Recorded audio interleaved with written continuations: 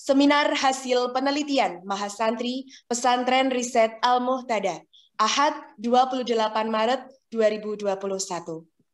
Susunan acara. Acara pertama pembukaan. Dilanjutkan dengan sambutan oleh pengasuh Pesantren Riset Al-Muhtada.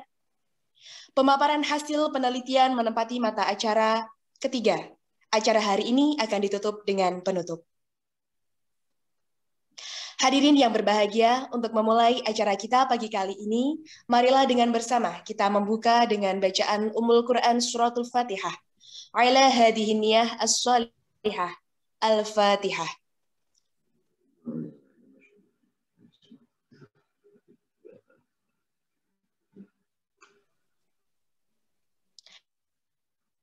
Acara selanjutnya, sambutan yang akan disampaikan oleh Al-Mukarram, Al-Ustadz Dani Muhtada.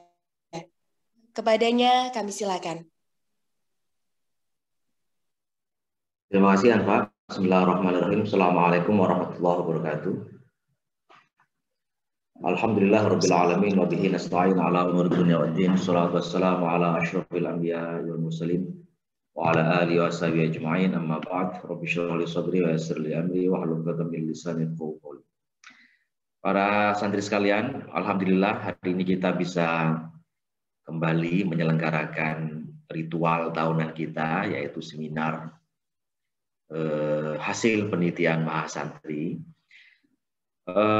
Tujuan kita menyelenggarakan acara ini pertama adalah untuk merayakan hasil belajar Anda selama lebih kurang 1 semester.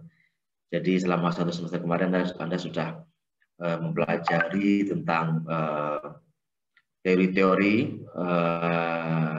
di dalam metode penelitian, kemudian berpraktek, menyusun proposal, kemudian mencari data di lapangan, lalu menganalisis dan menuliskan laporan. Nah, hari ini Anda merayakan keberhasilan Anda untuk menyelesaikan tugas penelitian tahunan yang memang menjadi agenda wajib dan rutin di pesantren kita ini. Yang kedua, memang acara semacam ini kita selenggarakan untuk melatih salah satunya keterampilan Anda untuk menyampaikan apa yang telah Anda temukan di dalam penelitian-penelitian, sekaligus nanti mempertajam keterampilan yang mungkin Anda butuhkan ketika Anda akan menulis skripsi S1. Ya. Saya yakin nanti semua mahasantri akan menyusun skripsi, dan saya berharap bisa menyelesaikan skripsi dengan tepat waktu, terutama nanti yang semester 6. Jadi yang semester 6 sekarang kan sudah pengalaman menulis atau membuat program penelitian selama 3 kali dengan sekarang ya. Harapannya nanti di tahun keempat Anda sudah terbiasa dan bisa menyelesaikan tugas-tugas sebagai mahasiswa di kampus dengan baik. Nanti harapan saya hasil penelitian ini tidak hanya berhenti di laporan penelitian. Setiap tim nanti menyusun draft artikel yang memang sudah Anda mulai kerjakan dari minggu kemarin.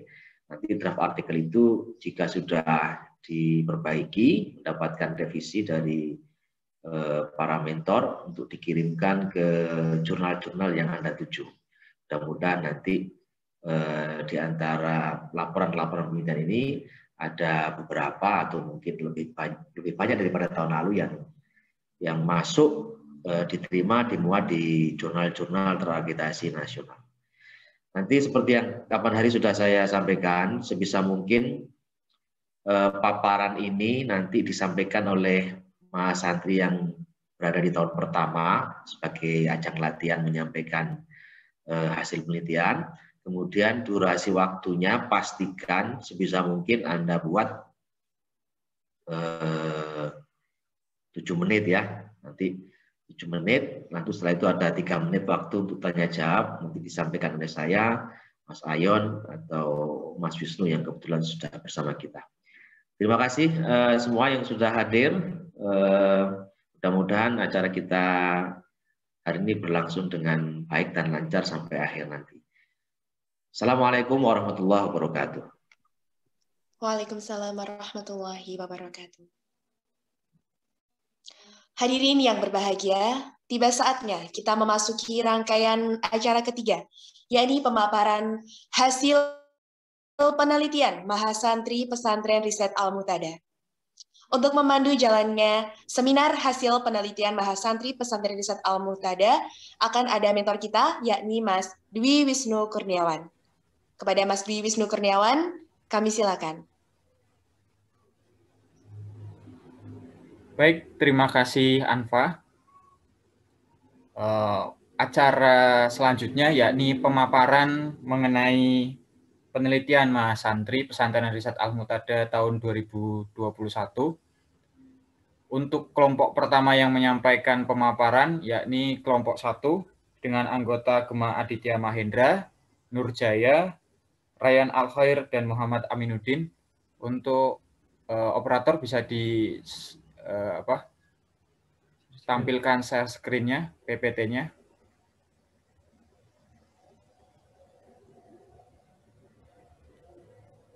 Baik, untuk kelompok 1, waktu 7 menit yang akan disampaikan oleh Muhammad Aminuddin ya.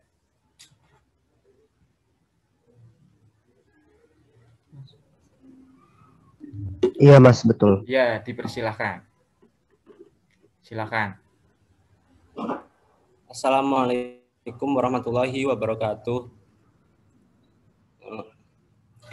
Kali ini saya akan mempresentasikan hasil kerja kelompok kami, yaitu kelompok 1, dengan judul Peran Finansial Teknologi Syariah Kerjasama.com dalam penyaluran dana program KUR untuk usaha mikro, kecil, dan menengah, yaitu UMKM.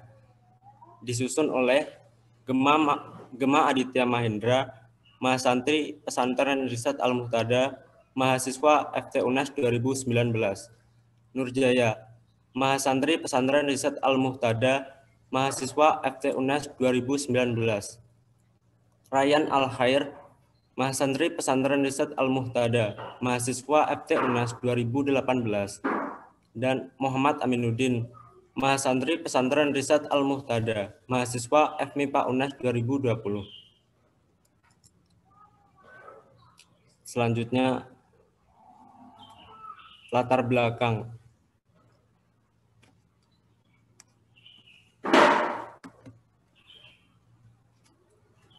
Adapun latar belakang dalam penelitian ini yaitu yang pertama, kemajuan teknologi 4.0 yang disruptif terutama di bidang teknologi keuangan yang memudahkan dan inklusif.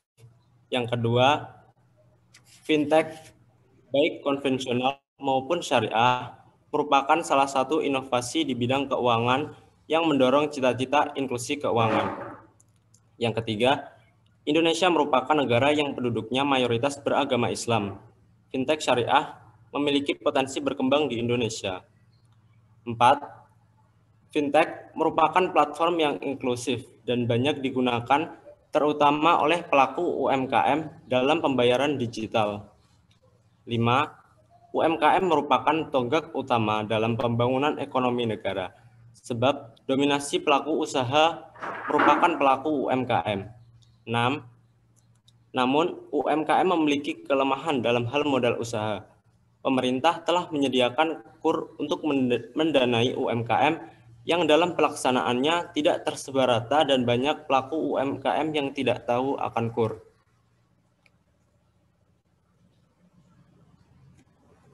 Selanjutnya, sebentar Aminuddin, ini kita menunggu slide-nya berubah terlebih dahulu.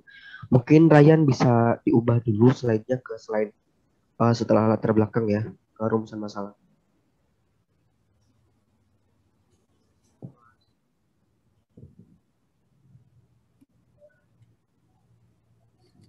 Mas Ryan, mohon maaf untuk slide-nya bisa diubah.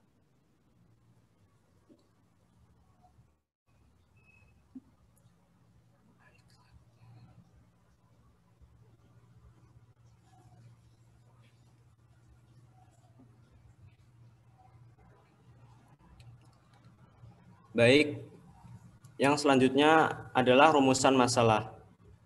rumusan masalah dalam penelitian kali ini, yaitu yang pertama, bagaimana peran perusahaan fintech syariah dalam menyalurkan kredit usaha rakyat KUR kepada usaha mikro, kecil, dan menengah, yaitu UMKM. Tujuan penelitian dalam kali ini yaitu yang pertama, mengetahui peran perusahaan fintech syariah dalam menyalurkan KUR pada UMKM untuk mewujudkan inklusi keuangan digital. Yang selanjutnya yaitu luaran penelitian.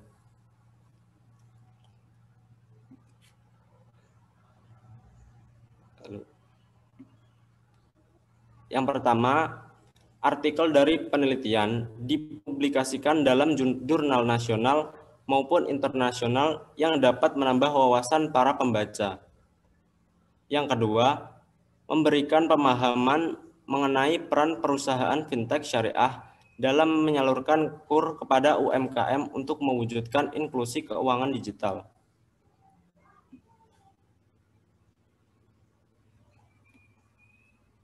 Mohon maaf, Mas Ryan, slide-nya bisa dilanjutkan.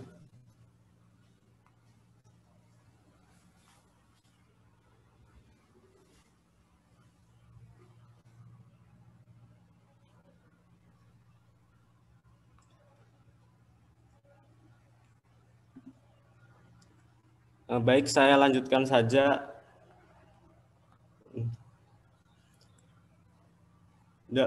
Teknik pengumpulan data, yaitu dengan mencari literatur, kemudian membaca dan mempelajari literatur terkait. Yang kedua, validitas data, yaitu yang pertama dengan triangulasi sumber, yaitu menggali data dari beberapa sumber yang berbeda.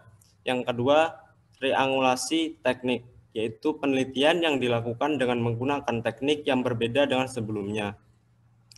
Adapun sumber data yang digunakan dalam penelitian ini adalah yaitu sumber data sekunder.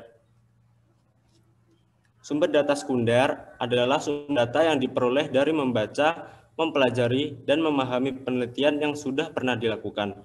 Data dari sumber sekunder juga dapat berupa peraturan perundang-undangan, buku, dokumen, kamus, dan juga literatur lain.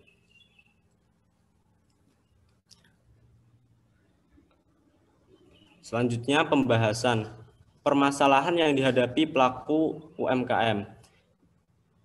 Yang pertama, unsur-unsur yang ada pada UMKM.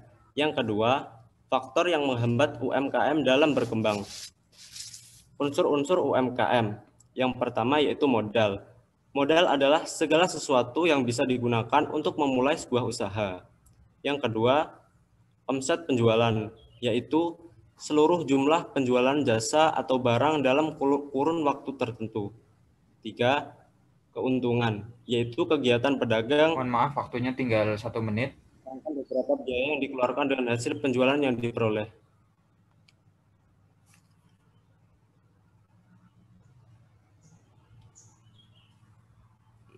Faktor penghalang UMKM berkembang. 1. Unsur-unsur yang terdapat dalam KUR. 2. Persyaratan untuk memperoleh KUR. 3. Mekanisme penyaluran KUR. 4. Faktor yang menghambat penyaluran KUR. Unsur-unsur KUR. 1. Kredit atau dana. 2. Debitur dan kreditur. 3. Perjanjian KUR. 4. Balas jasa. 5. Jangka waktu. 6. Kepercayaan. Dan yang ketujuh, resiko. Persyaratan mengajukan KUR. 1. Persyaratan umum. 2. Dokumen umum. 3. Dokumen khusus. Dan 4. Agunan. Mekanisme penyaluran KUR oleh perbankan. 1. Penawaran pembiayaan. 2. Permohonan penyaluran. 3. Perjanjian penyaluran. 4. Persetujuan oleh komite pembiayaan. 5. Pembukaan rekening nasabah. 6. Penandatanganan perjanjian. Dan 7. Penerbitan surat persetujuan. Faktor yang menghambat UMKM berkembang. Yang pertama, kesenjangan informasi antara pelaku UMKM dengan perbankan. Yang kedua, ketidaktersediaan lembaga keuangan di beberapa daerah. Yang ketiga, implementasi laku pandai oleh otoritas jasa keuangan yang tidak optimal. potensi fintech syariah dalam menyalurkan KUR untuk pembiayaan modal UMKM. 1. Unsur-unsur yang ada pada fintech syariah. 2. Layanan fintech syariah dalam membiayai modal UMKM. Unsur-unsur fintech syariah. 1. Layanan atau kegiatan usaha spesifik. 2. Penyedia layanan. 3. Pemberi dan penerima dana pinjaman. 4. Akad. Dan yang kelima, kegiatan usaha terbebas dari riba, gharar, maisir, doror, tadlis, zulm, dan haram.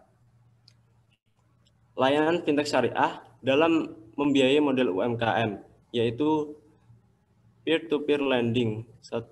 Akad qard. 2. Akad al-wakalah al-ujrah. Crowdfunding dalam pinjaman. 1. Akad musyarakah. 2. Akad qard. Peran fintech syariah dalam menyalurkan KUR untuk pembiayaan modal UMKM.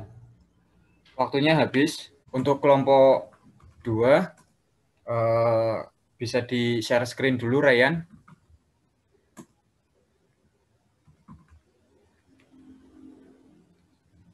Ya, untuk kelompok 2, Siti Zakiatul Fikriyah, kemudian Khairul Mumtahanah, dan Hasyatun Amalia, silahkan.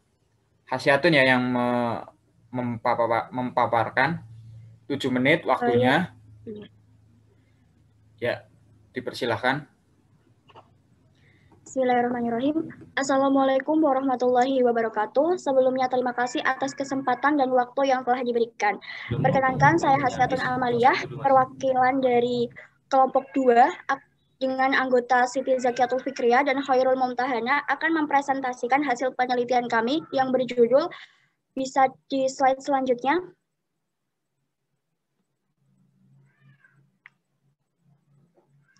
Analisis dampak COVID-19 terhadap nilai religius pekerja di PHK dan dirumahkan dengan menggunakan studi kasus Desa Dongos, Kecamatan Kedung, Kabupaten Jepara, Jawa Tengah. Next.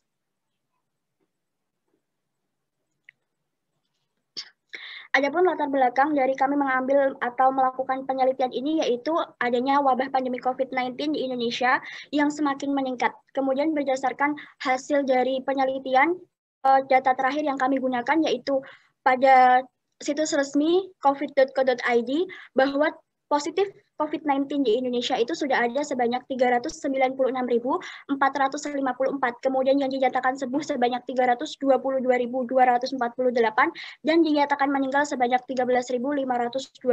Sehingga dengan angka kasus COVID-19 yang semakin meningkat ini, pemerintah berupaya untuk melakukan berbagai upaya untuk meminimalisir angka penularan COVID-19, diantaranya melakukan PSBB dan juga WFH. Hal tersebut juga berdasarkan dengan peraturan pemerintah nomor 21 tahun 2020 yang kemudian diterbitkan pada tanggal 31 Maret 2020. Hal ini tentu saja berdampak pada masyarakat. Kenapa? Karena di Desa Dongo sendiri masyarakatnya itu mayoritas bekerja di pabrik. Hal tersebut karena pabrik tersebut akan mengakibatkan untuk melakukan tindakan PHK kepada masyarakat di Desa Dongos, Kecamatan Kedung, Kabupaten Jepara. Hal tersebut dikarenakan pabrik tersebut mengalami kerugian, di mana kerugian tersebut mengharuskan mereka pihak pabrik untuk melakukan PHK guna meminimalisir atau mengurangi tingkat kerugian. Hal tersebut juga didukung dengan berdasarkan Undang-Undang Nomor 13 Tahun 2003 tentang Ketenagakerjaan. Pemutusan hubungan kerja adalah langkah terakhir yang dilakukan untuk mengurangi tingkat kerugian. Selanjutnya, next. Kemudian berdasarkan itu juga, hal ini perlu untuk diteliti dikarenakan di Desa Dongo sendiri antara jarak rumah masyarakat dengan masyarakat yang lainnya itu sangat banyak sekali, atau hampir di beberapa daerah itu, di beberapa tempat tinggal masyarakat itu banyak pondok atau musola yang dijadikan untuk tempat beribadah. Sehingga hal ini sangat unik untuk diteliti. Apakah nanti masyarakat yang di PHK itu akan mengalami tingkat kenaikan tingkat nilai religius ataukah justru akan menurun? Hal tersebut juga sudah dilakukan prasurvei sebelum melakukan penelitian, yaitu melalui wawancara dan pengamatan langsung melalui daerah untuk melihat kondisi tingkat kelayakan studi kasus desa tersebut untuk dijadikan penelitian. Next.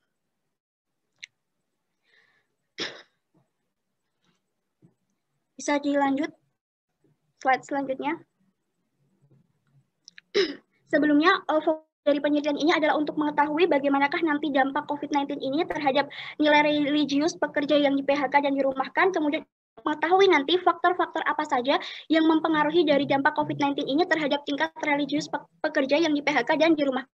Kemudian tujuannya yaitu menemukan dampak akibat COVID-19 terhadap bagi pekerja yang di PHK dan tidak di PHK. Kemudian untuk mengetahui faktor apa yang mempengaruhi tingkat religiusitas pekerja yang terdampak di PHK dan tidak di PHK karena COVID-19. Next.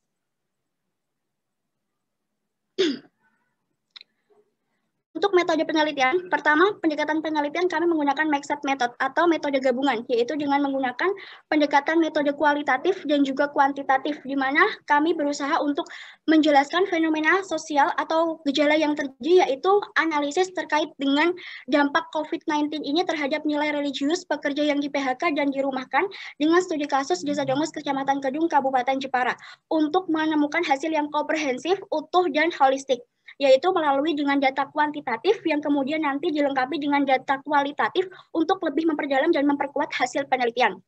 Selanjutnya untuk jenis penelitian kami menggunakan descriptive analysis, di mana descriptive analysis ini bertujuan untuk mencari fakta-fakta dan gejala secara mendetail dan terperinci untuk kemudian kita tarik kesimpulan dan analisis. Kemudian untuk populasi dan sampel, kami menggunakan untuk populasi dan sampelnya yaitu para pekerja di Kecamatan Kedung, Kabupaten Jepara yang di PHK dan dirumahkan karena COVID. Kemudian untuk teknik pengumpulan data, kami menggunakan angkat, studi literatur, wawancara, dan juga pengamatan langsung, di mana angkat ini berupa angkat tertutup. Kemudian untuk variabel data, kami menggunakan variabel data independen dan dependen, yaitu variabel terbuka dan juga terikat. Di mana nanti di sini akan diketahui bagaimanakah apakah nanti ada dampak dari pengaruh COVID-19 ini terhadap nilai religius pekerja yang di PHK dan yang tidak di PHK. Kemudian untuk teknik analisis data, kami mempersiapkan jenis data yaitu kuantitatif dan juga kualitatif, kemudian melakukan menganalisis, kemudian menyimpulkan dan juga menyajikan data. Next. Kemudian kami menggunakan hasil uji regresi linear, di mana tabel ini itu untuk mengetahui apakah nanti ada pengaruh variabel X, di mana variabel X ini adalah dampak dari pandemi COVID-19 ini terhadap variabel Y1, di mana variabel Y1 ini adalah dari pekerja yang di PHK. Sehingga dari hasil tabel ini nanti akan ternyata diketahui bahwa terdapat pengaruh yang signifikan antara dampak PHK karena COVID-19 dengan tingkat religius pekerja yang di PHK. Next. Kami juga menggunakan paired sample test, di mana di sini digunakan untuk mengetahui perbandingan tingkat religiusitas pekerja di PHK yang tidak di PHK. Dari hal tersebut, maka terdapat perbedaan pekerja yang di PHK dan pekerja yang tidak di PHK. Next. Next. Oke. Dari hasil data tersebut, maka dapat disimpulkan 3 pembahasan penting. Yang pertama yaitu dampak pengaruh PHK karena COVID-19 terhadap tingkat religiusitas pekerja di PHK, di mana pekerja di PHK ternyata mengalami penurunan, yaitu dalam tingkat gairah dalam beribadah yang mulai menurun, kemudian ada kecenderungan untuk mulai malas beribadah. Kemudian yang poin kedua yaitu perbedaan tingkat religiusitas pekerja yang di PHK dan yang tidak di PHK. Berdasarkan hasil penelitian yang telah dilakukan, menunjukkan bahwa ternyata pekerja yang tidak di PHK jauh lebih memiliki tingkat religiusitas yang tinggi dibandingkan dengan pekerja yang tidak di PHK. Kemudian faktor yang mempengaruhi dampak COVID ini ada 4. Yang pertama itu adalah ideologis, ritualistik, ekspresiensial, dan konsekuensional. Lanjut. Kesimpulan dari penelitian ini, yang pertama yaitu ternyata pandemi COVID-19 telah mempengaruhi terjadinya perubahan sosial, diantaranya yaitu pada tingkat nilai religiusitas pekerja yang di PHK di Desa Dongos, Kecamatan Kedung, Kabupaten Jepara. Kemudian yang kedua, dampak PHK karena COVID-19 ini terhadap tingkat religiusitas pekerja di PHK mulai menurun. Kemudian sementara untuk pekerja yang tidak di PHK itu cenderung lebih tinggi nilai religiusitasnya. Kemudian yang terakhir, dampak pandemi COVID-19 terhadap religiusitas pekerja ini dipengaruhi oleh beberapa faktor, diantaranya faktor ideologis, ritualistik, ekspresiensial, dan konsekuensional. Next.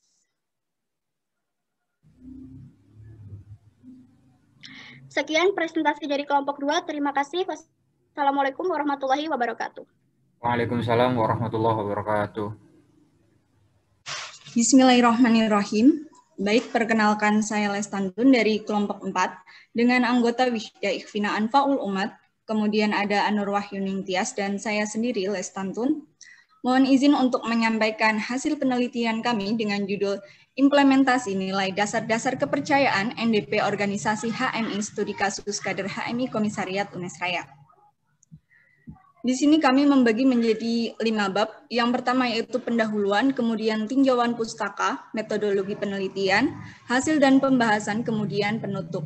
Adapun latar belakang dari penelitian kami, yang pertama yaitu setiap manusia mempunyai latar belakang yang berbeda-beda, serta ruang dan waktu yang berbeda sehingga menimbulkan bentuk-bentuk kepercayaan yang beraneka ragam. Kedua, lama berdirinya suatu komisariat belum menentukan baiknya perjalanan organisasi tersebut. Terlebih program kerja yang kebanyakan berorientasi pada kemahasiswaan. Ketiga, implementasi kader HMI Komisariat UNES Raya tentang nilai-nilai dasar perjuangan, terkhusus nilai-nilai dasar kepercayaan, belum sepenuhnya diterapkan dalam kehidupan sehari-hari. Adapun rumusan masalah, kami mempunyai 2 rumusan masalah. Yang pertama, bagaimana pemahaman kader HMI Komisariat UNES Raya terhadap nilai dasar-dasar kepercayaan NDP HMI. Kedua, bagaimana implementasi nilai dasar-dasar kepercayaan NDP dalam kehidupan sehari-hari bagi kader HMI Komisariat UNES Raya. Tujuan dari penelitian ini yang pertama, menguraikan pemahaman kader HMI Komisariat UNES Raya terhadap nilai dasar-dasar kepercayaan NDP HMI. 2. Mengidentifikasi implementasi nilai dasar-dasar kepercayaan HMI dalam kehidupan sehari-hari bagi kader HMI Komisariat UNES Raya. Adapun manfaat yang pertama yaitu manfaat praktis bagi kader HMI Komisariat UNES Raya dan BPL UNES Raya. Kemudian ada manfaat teoritis. Dalam penelitian ini, kita mengharapkan penelitian ini dapat dijadikan sebagai referensi dan literatur untuk penelitian sejenis di masa yang akan datang. Kemudian metodologi. Pendekatan penelitian kami menggunakan penelitian kualitatif. Adapun jenis penelitian kami menggunakan deskriptif. Fokus penelitian. Peneliti mencoba menggunakan 2 permasalahan dengan cara mengumpulkan data-data sebagai alat penunjangnya. Fokus penelitian tersebut sejauh mana implementasi dasar-dasar kepercayaan yang dilakukan oleh kader HMI Komisariat UNES Raya. Kemudian ada pun lokasi penelitian. Lokasi penelitian kami berada di Universitas Negeri Semarang, tepatnya berada di Jalan Raya Sekaran, Kelurahan Sekaran, Kecamatan Gunung Pati, Kota Semarang. Kemudian ada sumber data. Kami menggunakan 3 sumber data. Sumber data pertama yaitu sumber data primer. Kami ambil dari kader HMI Komisariat UNES Raya. Kemudian sumber data sekunder kami menggunakan artikel, jurnal, literatur, dan internet yang sesuai dengan penelitian. Ketiga yaitu sumber data tersier. Kami menggunakan buku-buku tentang HMI untuk menunjang penelitian kami. Berikutnya hasil dan pembahasan. Pertama, gambaran umum. Gambaran umum tentang HMI secara sederhana, yaitu karena secara sederhana hampir seluruh kader HMI memandang NDP sebagai landasan gerak dalam upaya mencapai tujuan atau prinsip dasar dalam melakukan usaha pencapaian tujuan akhir organisasi. Sebagai prinsip dasar dalam berjuang, maka NDP juga termasuk kacamata yang berfungsi sebagai parameter atau standar kebenaran yang diyakini oleh kader-kader HMI. Kemudian, mengenai hasil dan pembahasan. Hasil penelitian kami,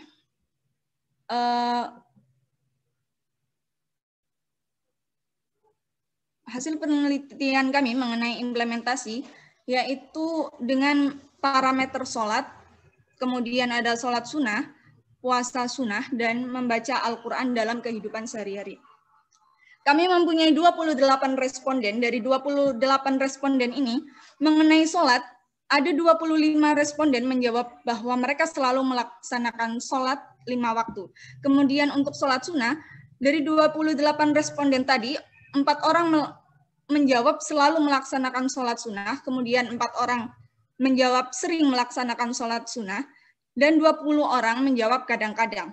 Kemudian ada puasa sunnah. Dari 28 responden, 20 orang menjawab kadang-kadang, 3 orang menjawab sering, dan 2 tidak suka melaksanakan puasa sunnah. Berdasarkan revisi Berdasarkan survei dalam bentuk yang telah dilakukan mengenai implementasi nilai dasar kepercayaan NDP HMI terdapat kader HMI Komisariat UNES Raya, didapatkan data bahwa bentuk keyakinan dan pemahaman setiap kader belum menentukan dan dapat dijadikan patokan bahwa kader tersebut sepenuhnya mengerti dan kemudian paham akan nilai-nilai dasar perjuangan. Selain itu, terdapat kader HMI Komisariat UNES Raya yang telah memahami dan paham akan nilai dasar kepercayaan NDP HMI, tetapi masih kurang dalam pengimplementasiannya. Terdapat pula kader yang belum paham mengenai nilai dasar kepercayaan NDP HMI sehingga belum merasakan dampak dari implementasi atau penerapan NDP HMI dalam kehidupan sehari-hari. Kemudian, dari pemahaman tadi kita menggunakan beberapa faktor seperti setiap manusia memiliki kepercayaan, apakah setiap kepercayaan itu benar, kemudian kepercayaan dan keyakinan, adapun pemahaman mengenai wahyu dan toleransi beragama atau kerukunan beragama. Kesimpulan dari penelitian kami yang pertama, ada 5 hal utama yang paling tidak tertuang dalam nilai dasar-dasar kepercayaan, yakni pemahaman mengenai setiap manusia memiliki kepercayaan, kebenaran setiap kepercayaan, kepercayaan dan keyakinan, pemahaman mengenai wahyu, toleransi, dan kerukunan beragama. Secara keseluruhan, kader HMI Komisariat UNES Raya telah cukup paham NDP HMI atau penerapan NDP HMI dalam kehidupan sehari-hari. Kemudian yang kedua, terdapat kader HMI Komisariat UNES Raya yang telah memahami dan paham akan nilai dasar kepercayaan NDP HMI Komisariat UNES Raya. Kemudian saran dari penelitian kami yaitu, pertama, menyelenggarakan event follow up untuk menambah pemahaman juga guna motivasi perubahan sikap, guna dapat mengimplementasikan nilai yang terdapat dalam NDP bab 1. Kemudian membuat program-program kerja keislaman yang lebih banyak dengan harapan mencetak kader HMI Islami sesuai dengan ajaran NDP HMI bab 1. Sekian, terima kasih. Langsung saja untuk kelompok 5, kelompoknya Rizal, Miftahul Umam, dan Kholaqul Alim. Oh, sudah bisa. Silahkan Ryan kalau bisa. Share screen. Itu co-hostnya udah ke Pak Dhani, mungkin bisa ditambahkan co-host Mas Wisnu sebagai co-hostnya seperti itu, Mas. Hostnya sudah kelempar. Tidak bisa. Tadi sudah diupayakan, nggak ada kumpul. Hostnya ke Bapak sekarang, Pak. Ini sekarang? Iya, Pak. Mungkin dari Pak Dhani bisa memberikan ke Mas Wisnu atau siapa menjadi hostnya seperti itu, Pak. Biar bisa selesai. Oke. Cuma bikin host saja nih, yang host nggak bisa ini. Nah, silakan Wisnu.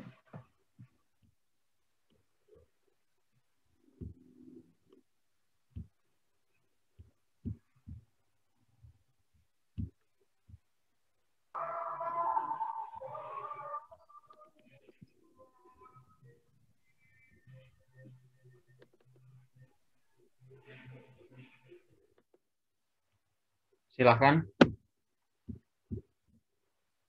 Kholaqul.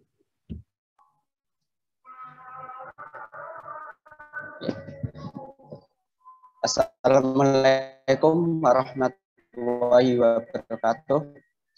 Terima kasih atas kesempatan yang telah diberikan. Alim akan melaporkan hasil akhir penelitian kami yang berjudul Bekas sebagai kaum pemuda di era Society 4.0. Kelompok kami terdiri atas 3 mahasantri, yaitu Muhammad Miftahul Umam sebagai ketua, serta Muhammad Rizal Ardiansyah dan Muhammad Kholaqul Alim sebagai anggota. Latar belakang, dengan kemajuan era globalisasi dan era Society 4.0 membuat dampak pada hilangnya nilai-nilai kearifan lokal sebagai aset bangsa Indonesia. Di tengah arus tersebut, warga masyarakat Desa Buyangan, Kecamatan di Kabupaten Jepara,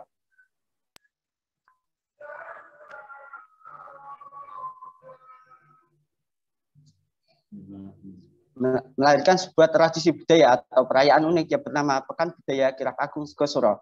Oleh sebab itu, peneliti tertarik untuk mengetahui pandangan pemuda setempat terhadap perayaan tersebut sebagai upaya melestarikan dan mengembangkan potensi dari perayaan tersebut. Rumusan masalah penelitian kami yaitu pertama, bagaimanakah asal mula, makna filosofis, dan bentuk perayaan Pekan Budaya Kirap Agung Segosoro yang ada di Desa Guyangan, Kecamatan Bangsri, Kabupaten Jepara?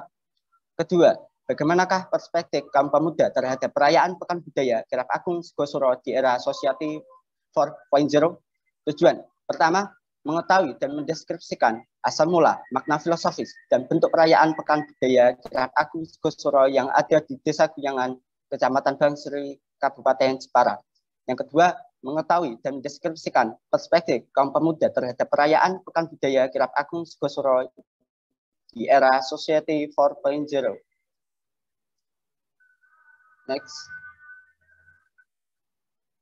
Next.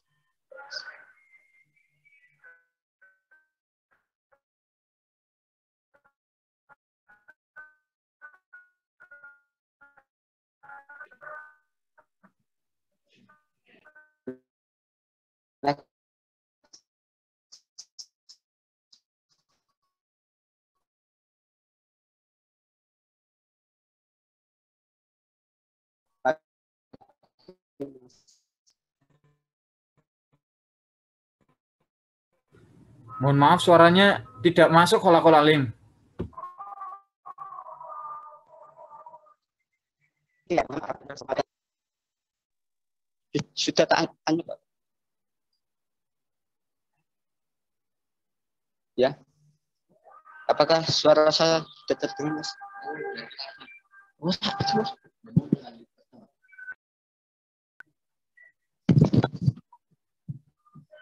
Maaf, Mas, apakah bisa terdengar?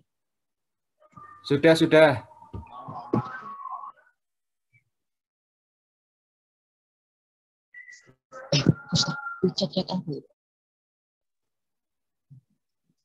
Ya. Terkait dengan landasan teori perubahan, benar kami menggunakan teori perubahan sosial budaya. Metode pendekatan penelitian yang dilakukan adalah pendekatan kualitatif. Jenis penelitian yang digunakan adalah penelitian deskriptif. Fokus penelitian yaitu pada pandangan pemuda setempat terhadap perayaan Pekan Budaya Kirap Agung Segosoro yang ada di Desa Guyangan, serta sejarah atau awal mula perayaan, makna filosofi serta prosesi atau bentuk perayaan tersebut. Lokasi penelitian yaitu berada di Desa Guyangan, Kecamatan Bangsri, Kabupaten Jepara. 5. Sumber data yang digunakan yaitu sumber data primer, sumber data sekunder, serta sumber data tersier. Teknik pengumpulan data yang digunakan yaitu teknik observasi, wawancara, serta dokumentasi. Validitas data yang digunakan adalah triangulasi sumber, triangulasi teknik, serta triangulasi waktu. Analisis data yaitu reduksi data, display data, serta penarikan kesimpulan. Hasil dan pembahasan.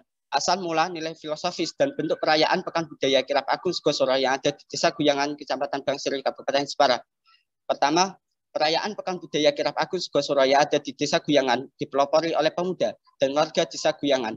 Segosoro Raksa beserta gunungan hasil bumi dan 11 ubur rampe khas budaya Jawa merupakan simbol persatuan 11 RW se-Desa Guyangan. Puncak dari perayaan Pekan Budaya Kirap Agung Segosoro adalah prosesi Kirap Segosoro dan berbagai pendampingnya mengelilingi sebagian wilayah Desa Guyangan dan ditutup dengan pengajian Haul Akbar. Perspektif kaum pemuda terhadap perayaan Pekan Budaya Kirap Agung Segosoro di Desa Guyangan. Berdasarkan hasil penelitian yang telah kami lakukan, dapat diambil kesimpulan bahwa para pemuda di Desa Guyangan sangat mendukung dan antusias terhadap perayaan Pekan Budaya Kirap Agung Segosoro di Desa Guyangan. Adapun beberapa alasan kalangan pemuda mendukung penuh perayaan tersebut diantaranya. Pertama, perayaan Pekan Budaya Kirap Agung Segosoro menjadi sarana untuk mengenalkan Desa Guyangan kepada daerah lainnya.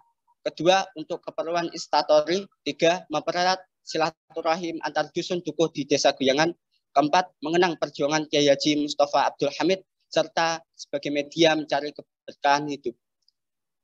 Jika dikaitkan dengan teori perubahan sosial budaya, di mana menyatakan bahwa salah satu gejala yang dapat menyebabkan terjadinya perubahan sosial adalah karena masyarakat tidak akan dapat berhenti berkembang, sebab mereka mengalami perubahan baik secara lambat maupun singkat. Oleh karena itu, masyarakat harus menyadari bahwa mereka harus berkembang dengan menyelesaikan terhadap perkembangan yang mereka jalani. Hal itu berbeda dengan budaya kirab Agung Segosuro, di mana perpaduannya sangat menarik dan unik antara unsur agama dan budaya dari perayaan Pekan Budaya Kirab Agung Segosuro dengan disesuaikan dengan perkembangan zaman, mampu menarik masyarakat dari berbagai kalangan, baik anak muda maupun para orang tua, laki-laki maupun perempuan, serta kelompok sosial lainnya. Berdasarkan hasil dan pembahasan di atas, maka dapat diambil kesimpulan bahwa perayaan Pekan Budaya Kirab Agung Segosuro yang ada di Desa Guyangan dipelopori oleh kaum pemuda serta warga Desa Guyangan. Segosuro raksasa berserta gunungan hasil bumi dan 11 ubur rampe khas budaya Jawa merupakan simbol persatuan 11 RW se-Desa Guyangan. Puncak dari perayaan Pekan Budaya Kirab Agung Segosuro adalah prosesi kirab Segosuro dan berbagai pendampingnya mengelilingi sebagian wilayah Desa Guyangan. Dari sekian informasi yang diperoleh, para pemuda sangat mendukung dengan antusias dalam merayakan kirab Agung Segosuro dengan berbagai alasan, yaitu perayaan Pekan Budaya Kirab Agung Segosuro menjadi sarana untuk mengenalkan Desa Guyangan kepada daerah lainnya. 2, untuk keperluan instastory. Ketiga, mempererat silaturahim antar desa dusun dukuh di Desa Guyangan, mengenalkan perjuangan Kiai Haji Mustafa Abdul Hamid, serta sebagai media mencari keberkahan hidup.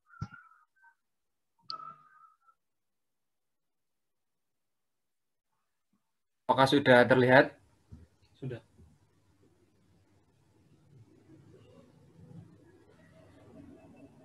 Ya, silakan. Silakan untuk kelompoknya Qasim, Huda, dan Maulana ya. 7 menit untuk menyampaikan paparannya. Oke, bismillahirrahmanirrahim. Assalamualaikum warahmatullahi wabarakatuh. Izinkanlah saya, Maulana Junaidi, dari kelompok 6 akan mempresentasikan hasil penelitian kami dengan judul Persepsi Pemuda Terhadap Tradisi Peronggahan untuk Ritual Wongso Benekeling Masyarakat Desa Diraja, Kecamatan Dipala, Cilacap, Jawa Tengah.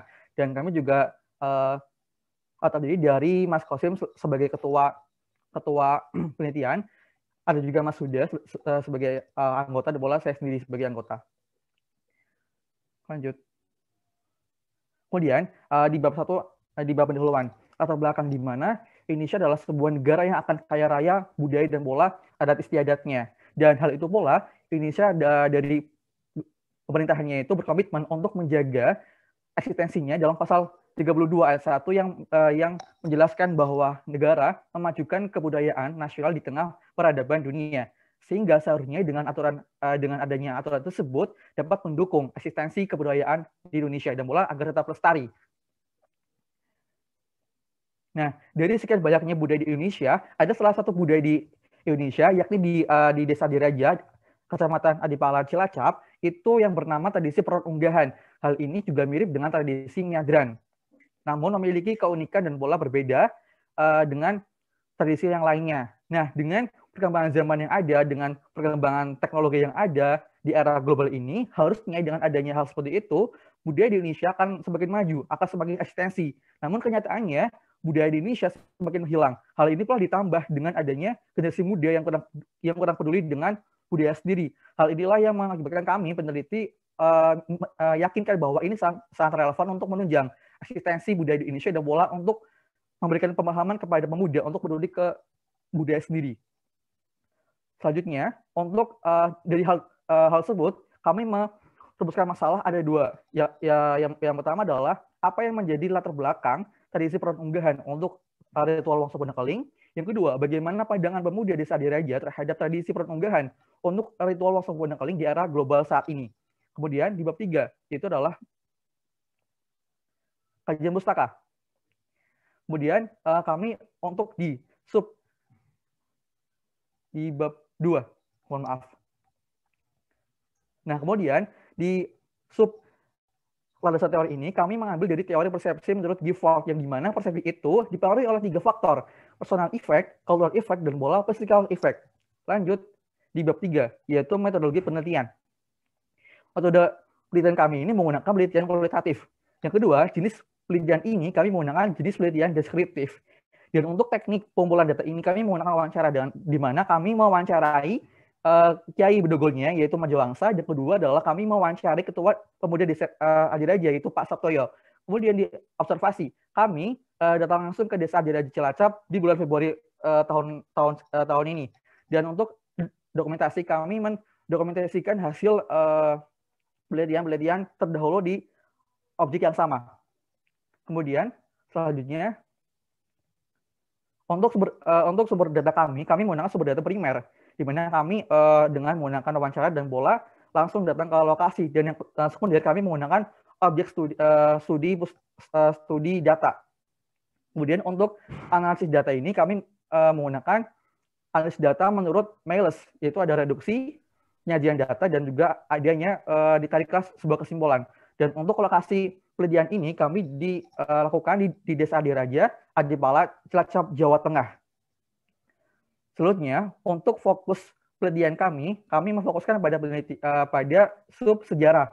Awal mula terjadinya ritual Wangsa Benangkeling, yang kedua adalah sejarah tradisi perlawan untuk Wangsa Benangkeling, yang ketiga adalah persepsi pemuda Adiraja terhadap perlawan unggahan untuk ritual Wangsa Benangkeling. Dan untuk validitas data kami menggunakan triangulasi. Dan untuk bagian dari bab 4, yaitu hasil penelitian ini, bahwa dari hasil wawancara kami, observasi kami, dan bola dokumentasi kami, dijelaskan bahwa tradisi perlawan unggahan ini itu tidak diketahui kapan pastinya awal terjadi. Hal ini apabila dilihat dari silsilah yang ada, ini itu sudah berada di Bedogol yang ke-7, seperti itu. Nah, menurut sejarah pula, tradisi ini itu sudah ada sebelum Islam masuk ke daerah Jawa. Namun setelah Islam itu masuk ke daerah Jawa, kemudian tetap ada tradisinya, namun dikelola dan bola diinteralisasi dengan hal yang berbau Islami. Kemudian dari segi bahasa sendiri, perlawan unggahan itu sebelumnya, perlawan unggahan itu terdiri dari kata perlon atau merupakan atau memerlukan, sedangkan kata unggahan ini berasal dari unggah atau mungguh yang artinya naik. Selanjutnya, nah untuk bagian hasil dari persepsi pemuda terhadap tradisi perlawan unggahan ini, di mana ada dua sub. Yang pertama adalah ada pemudanya itu yang menolak dan tidak melaksanakan tradisi perlawan unggahan itu dengan alasan di mana dia adalah pendatang, karena mereka adalah pendatang dari wilayah lain yang masuk ke Desa Adiraja. Mereka menganggap bahwa mereka tidak perlu untuk melakukan tradisi tersebut. Nah, kemudian yang kedua itu ada pemuda yang melaksanakan dan bola mau menerima tradisi perlawan unggahan. Hal ini kami kaitkan dengan teori persepsi dari yang tadi oleh Gifford. Yang pertama di mana dipengaruhi oleh personal effect atau dipengaruhi oleh kemampuan perseptual dan pengenalan terhadap kondisi lingkungan, di mana Desa Adiraja itu lingkungannya adalah masih kental adatnya.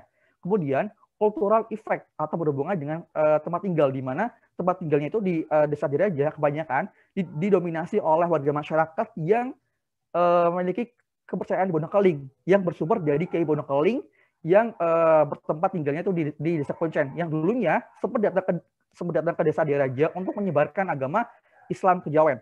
Yang ketiga, physical effect, yaitu dipengaruhi oleh kondisi alamiah lingkungan sekitar. Hal ini di mana Desa Adiraja itu dikelilingi oleh daerah-daerah perairan bola tanah yang luas untuk pertanian. Hal ini bola berkaitan erat dengan hasil tani berupa padi dan lain sebagainya yang dibawa ketika tradisi perlawan unggahan ke Desa Pekuncen, Banyumas, Jawa Tengah. Terima kasih. Mohon maaf bila ada sebuah kesalahan kata. Assalamualaikum warahmatullahi wabarakatuh. Waalaikumsalam warahmatullahi wabarakatuh. Silakan Pak Dani, Mas Ayon. Ya, ini menarik ini penelitiannya Qasim dan kawan-kawan. Sebenarnya kan ini kan bagian dari tradisi pengislaman budaya-budaya Hindu-Buddha ya, ketika masa Islamisasi. Makanya mungkin tim ini bisa melengkapi analisisnya dengan mengelaborasi teori-teori tentang Islamisasi budaya di Jawa. Tadi saya tahu sudah ada teori digunakan dalam jawab rumusan masalah kedua.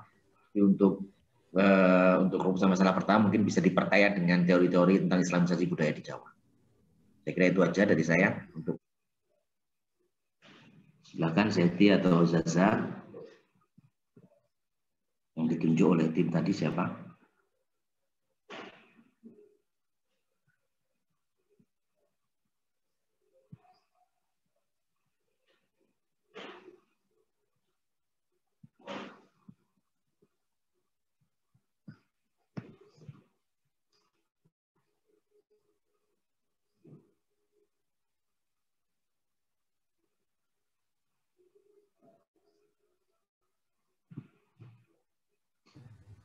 Ya silahkan Zahratus Zakiyah.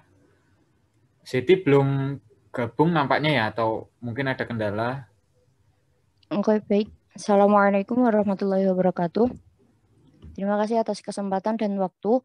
Kami dari kelompok 7 akan memaparkan hasil penelitian kelompok kami yang berjudul Pandangan Ormas Islam terhadap Tradisi Tidak Menyembelih Sapi di Kudus, yang beranggotakan Mbak Andrea Amaria Salma sebagai ketua, Zeti Fazita sebagai anggota 1, dan Zahratus Zakiyah sebagai anggota 2.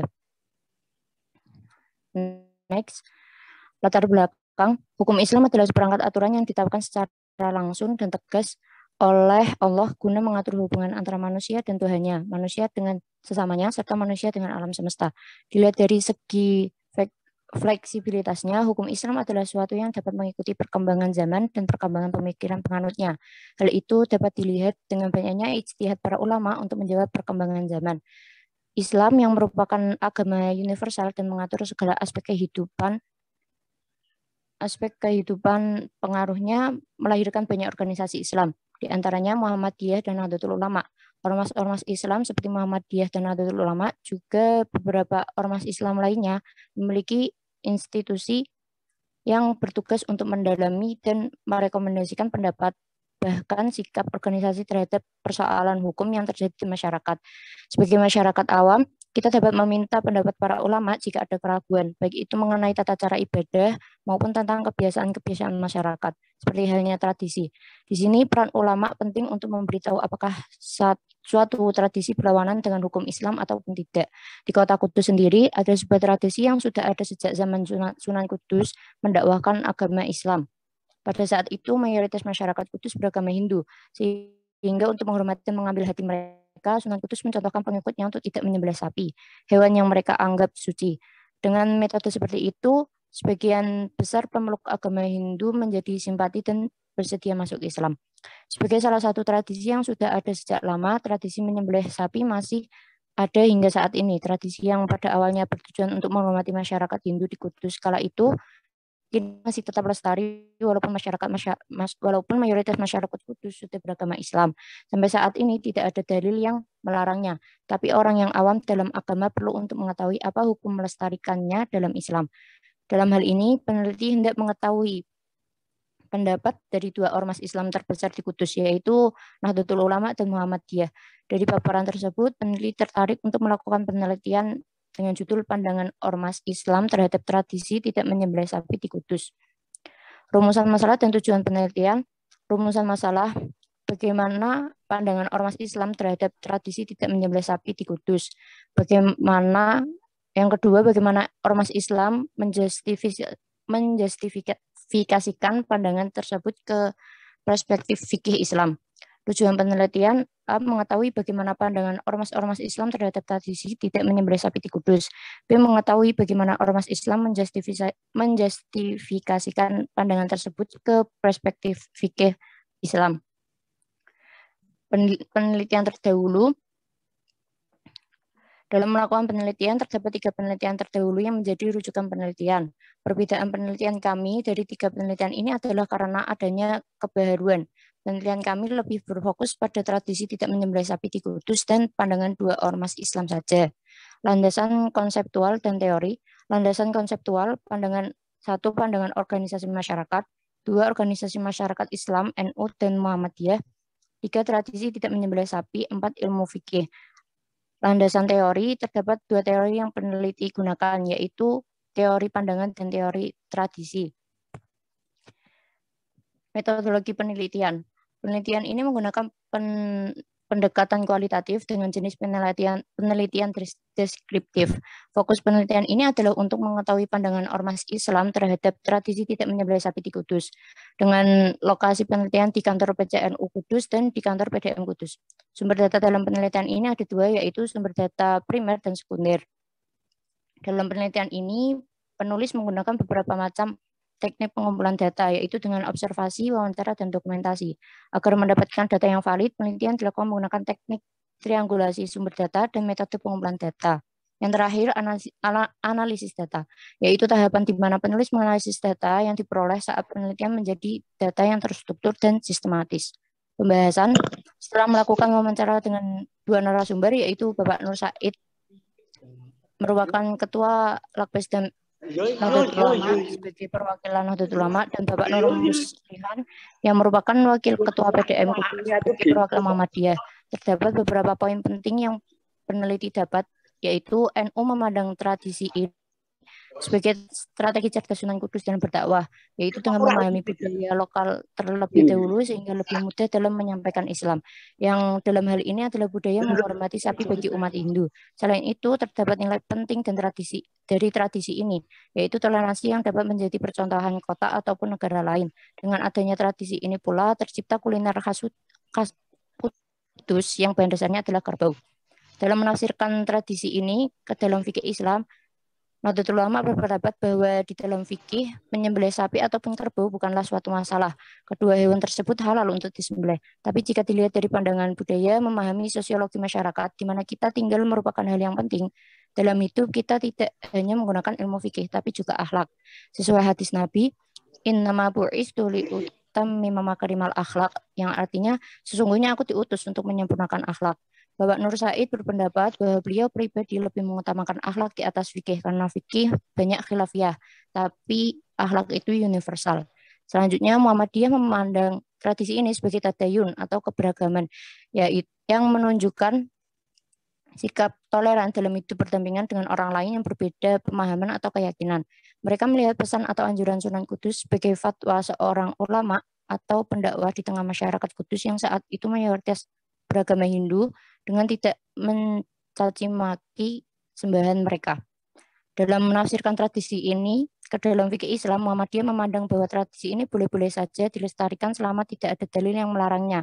Mereka sangat menghormati istiadat dakwah Sunan Kudus dengan fatwa beliau. Namun karena ini menyangkut urusan tadayun, mereka menganggap situasi peta dakwah sekarang sudah berbeda. Mengenai masyarakat yang masih menjalankan tradisi ini, Bapak Nur Muslihan berkata, kami menghargai mereka yang masih melaksanakan tradisi tersebut sebagai simbol keharmonisan umat beragama di Kudus tanpa saling mencaci pemahaman atau pemeluk agama yang beragam. Kesimpulan, dari paparan yang sudah disampaikan dapat diambil beberapa kesimpulan, di antaranya NU dan Muhammadiyah sama-sama memandang bahwa tradisi tidak menyembelih sapi merupakan strategi dakwah Sunan Kudus yang terdapat nilai toleransi di dalamnya, tetapi mereka berbeda pendapat mengenai pelestariannya. Pihak NU merasa perlunya melestarikan tradisi ini dikarenakan terdapat nilai penting dan tradisi ini, yaitu toleransi. Sedangkan pihak Muhammadiyah berpendapat bahwa mereka menghormati istiadat dakwah Sunan Kudus, tapi karena hal ini menyangkut tadayun, mereka menganggap situasi peta dakwah saat ini sudah berbeda. Next. Berikut adalah dokumentasi dari penelitian kami. Sekian, terima kasih. Wassalamualaikum warahmatullahi wabarakatuh. Waalaikumsalam warahmatullahi wabarakatuh. Ya, silakan kelompoknya Rika Zulia, kemudian Fafi, dan Askia Sofani ya. Silakan, Askia. Sebelumnya, Assalamualaikum warahmatullahi wabarakatuh. Terima kasih untuk waktunya. Di sini saya perwakilan dari kelompok 8, izin untuk mempresentasikan hasil penelitian kami. Penelitian kami ini berjudul Persepsi Generasi Milenial Terhadap Tradisi Rabu Wekasan, Studi Kasus Mahasiswa Fakultas Ilmu Sosial Universitas Negeri Semarang dengan Ketua Riha Yulia, anggota 1 Fahim Masiroh, dan anggota 2 saya sendiri Askia Sofani Aulia. Selanjutnya, hampir seluruh masyarakat memiliki tradisi. dan mayoritas masyarakat yang tinggal di Indonesia beragama Islam. Akibat adanya akulturasi budaya dan tradisi, muncullah tradisi Rabu Wekasan yang mana di dalamnya dilaksanakan ibadah-ibadah dalam Islam. Dengan perkembangnya zaman dan peradaban, maka sebuah tradisi memiliki peluang untuk dapat hilang. Maka dari itu perlu adanya usaha pelestarian. Generasi milenial sebagai generasi penerus bangsa juga bertugas untuk melestarikan sebuah tradisi yang ada di Indonesia ini. Maka dari itu kita juga perlu mengetahui pandangan mereka mengenai tradisi ini. Hal inilah yang melatar belakangi kami untuk mengangkat penelitian persepsi generasi milenial mengenai tradisi Rabu Wekasan, yang mana terdapat kebaruan dengan studi kasus pada mahasiswa Fakultas Ilmu Sosial UNES, yang mana kebanyakan penelitian-penelitian lain hanya melakukan penelitian di pondok pesantren ataupun di sebuah desa. Selanjutnya, rumusan masalah yang dipecahkan adalah mengenai bagaimana sejarah perkembangan tradisi Rabu Wekasan dan bagaimana persepsi mahasiswa FIS UNES mengenai tradisi ini. Tujuannya untuk mengetahui dan mengidentifikasi sejarah tradisi Rabu Wekasan dan untuk menganalisis persepsi mahasiswa FIS UNES mengenai tradisi ini. Selanjutnya, metodologi penelitian. Pendekatan penelitian yang kami gunakan adalah pendekatan penelitian gabungan antara pendekatan penelitian kuantitatif dan kualitatif. Jenis penelitiannya adalah penelitian deskriptif dengan fokus penelitian pada sejarah perkembangan tradisi Rabu Wekasan dan persepsi generasi milenial mengenai tradisi Rabu Wekasan. Lokasi penelitian yang dipilih adalah FIS UNES dan juga pesantren Haji Al-Asrar. Sumber data yang kami gunakan ada sumber data primer dan sekunder. Sumber data primer didapatkan dari observasi, wawancara, dan kuesioner. Sedangkan sumber data sekunder kami dapatkan dari studi pustaka. Dengan teknik validitas data dengan teknik triangulasi dan analisis data melalui proses pengumpulan data, reduksi data, analisis, dan penyimpulan data. Selanjutnya, hasil penelitian kami mengenai sejarah perkembangan tradisi Rabu Wekasan, yang mana tradisi ini berawal mula hasil ini kami dapatkan dari wawancara dengan 3 narasumber, yaitu Kiai Haji Slamet Hidayat, Ibu Endah Iswahyuni, dan juga Mbak Nur Laila, yang mana Kiai Haji Slamet Hidayat ini merupakan pengasuh pesantren Haji Al-Asrar, dan juga Mbak Nur Laila ini sebagai santri di pesantren tersebut, dan untuk Bu Endang adalah seorang guru di sebuah SMA, di sebuah MA, dan juga ada pondok pesantren di sana di Rembang. Awal mula tradisi ini muncul adalah pada sekitar tahun 1602 Masehi dengan ditandai kehadiran penjajah di tanah Jawa. Tradisi ini muncul karena adanya keyakinan diturunkannya bala dari Allah. Maka dari itu dilaksanakan tradisi ini untuk memohon perlindungan dari Allah agar terhindar dari bala dan bencana selama 1 tahun ke depan. Dilihat dari namanya, yaitu Rabu Wekasan, yang berarti Wekasan adalah Rabu terakhir, sesuai dengan pelaksanaannya yaitu di hari Rabu terakhir bulan Safar. Tradisi ini muncul akibat adanya akulturasi budaya dan agama Islam. Selanjutnya, sebelumnya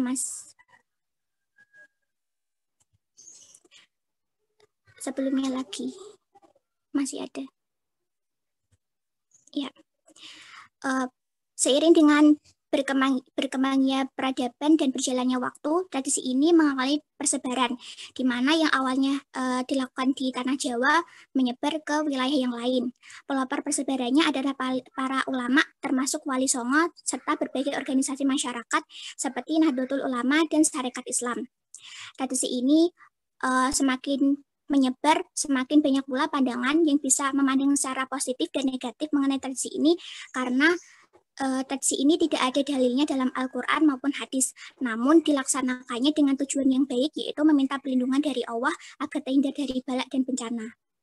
Selanjutnya, persepsi generasi milenial terhadap tradisi Rabu Wekasan.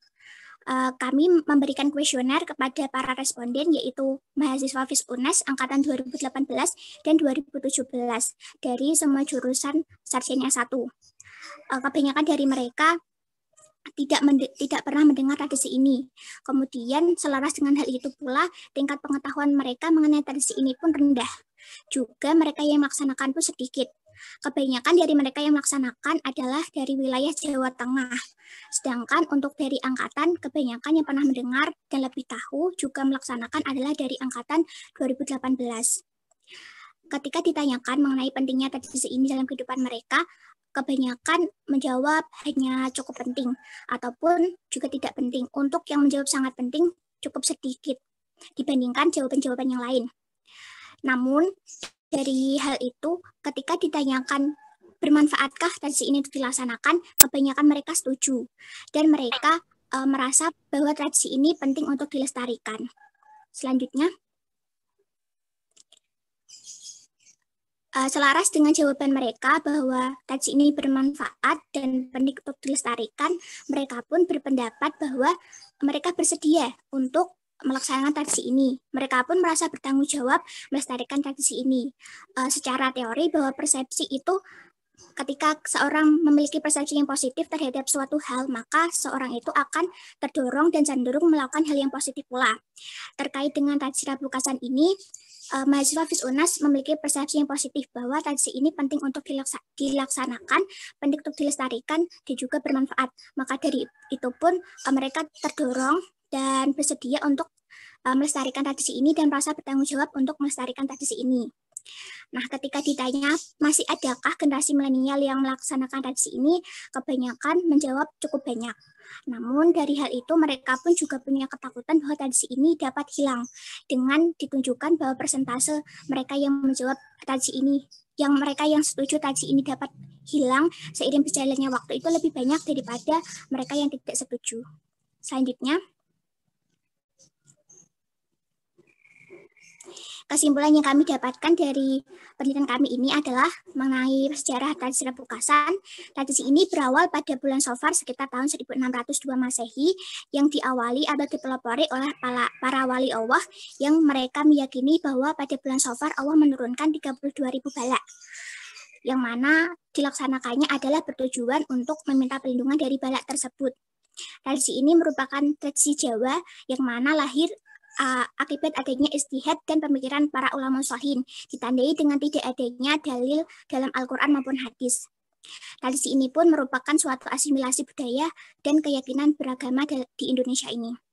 Untuk persepsi generasi milenial mengenai tradisi Rabukasan ini, kebanyakan mereka memiliki persepsi yang positif terhadap tradisi ini, yang mana dibuktikan dengan persentase mereka yang menjawab bahwa tradisi ini penting untuk dilestarikan, kemudian tradisi ini bermanfaat, dan mereka merasa bertanggung jawab atas kelestariannya itu lebih banyak daripada yang tidak.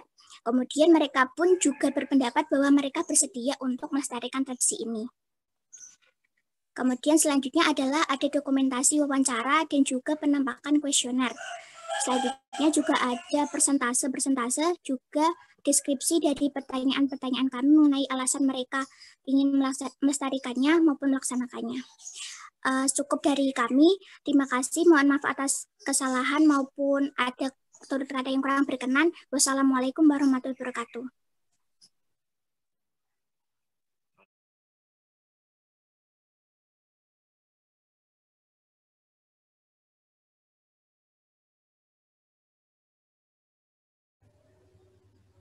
Silahkan kelompoknya Emi, Indra, dan Amanatul Khomisah yang memaparkan Amanatul Khomisah ya? Iya, Mas. Ya, dipersilahkan. Waktunya 7 menit. Assalamualaikum warahmatullahi wabarakatuh. Pada yang terhormat para penguji sekalian, perkenalkan saya Amanatul Khomisah, perwakilan dari kelompok 9 yang akan mempresentasikan hasil laporan penelitian kami yang berjudul Pengaruh Metode I'rab Al-Quran terhadap Kemampuan Menghafal Al-Quran Santri Remaja Pondok Pesantren Nurul Furqan Rembang. Bab 1, latar belakang. Al-Quran dijadikan sebagai pedoman dalam hidup sehingga memahami dan menjaga Al-Quran dilakukan dengan upaya yang konkret, yakni menghafalkannya. Terdapat beberapa metode dalam menghafalkan Al-Quran, salah satunya metode takrir dan sejenisnya, yang dalam metode tersebut hanya menekankan kecepatan hafalan. Yang melihat akan pentingnya menghafal Al-Quran, ada pondok pesantren, yaitu Pondok Pesantren Nurul Furqan yang di Rembang, yang menerapkan salah satu metode yang dinilai lebih efektif, yakni metode I'rab Al-Quran. Nah, berdasarkan analisis tersebut, kami tertarik untuk meneliti pengaruh metode I'rab Al-Quran terhadap kemampuan menghafal Al-Quran santri remaja Pondok Pesantren Nurul Furqan. Rumusan masalah pada penelitian ini yang pertama yaitu bagaimana metode i'rab Al-Quran Pondok Pesantren Nurul Furqan dan bagaimana implementasinya. Yang kedua, bagaimana pengaruh metode i'rab Al-Quran terhadap kemampuan menghafal santri pesantren UFO. Dan tujuannya yaitu menjawab rumusan masalah pada penelitian kami. Untuk manfaatnya, ada manfaat teoritis dan manfaat praktis. Next. Berikut beberapa penelitian terdahulu yang digunakan peneliti sebagai referensi. Next. Next. Yang berdasarkan penelitian di atas, novelty atau kebaruan ini adalah metode i'rab Al-Quran yang belum banyak diterapkan di lembaga atau di tempat menghafal Al-Quran, dan belum ada peneliti yang melakukan penelitian terkait metode i'rab Al-Quran terhadap kemampuan menghafal Al-Quran. Next. Dan untuk landasan konseptualnya, kami meliputi 4 hal, yakni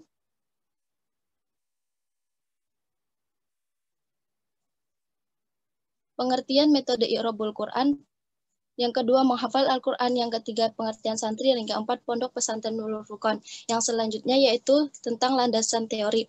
Landasan teori yang kami gunakan dalam penelitian ini yang pertama teori belajar, konstruktivisme, dan teori pengaruh.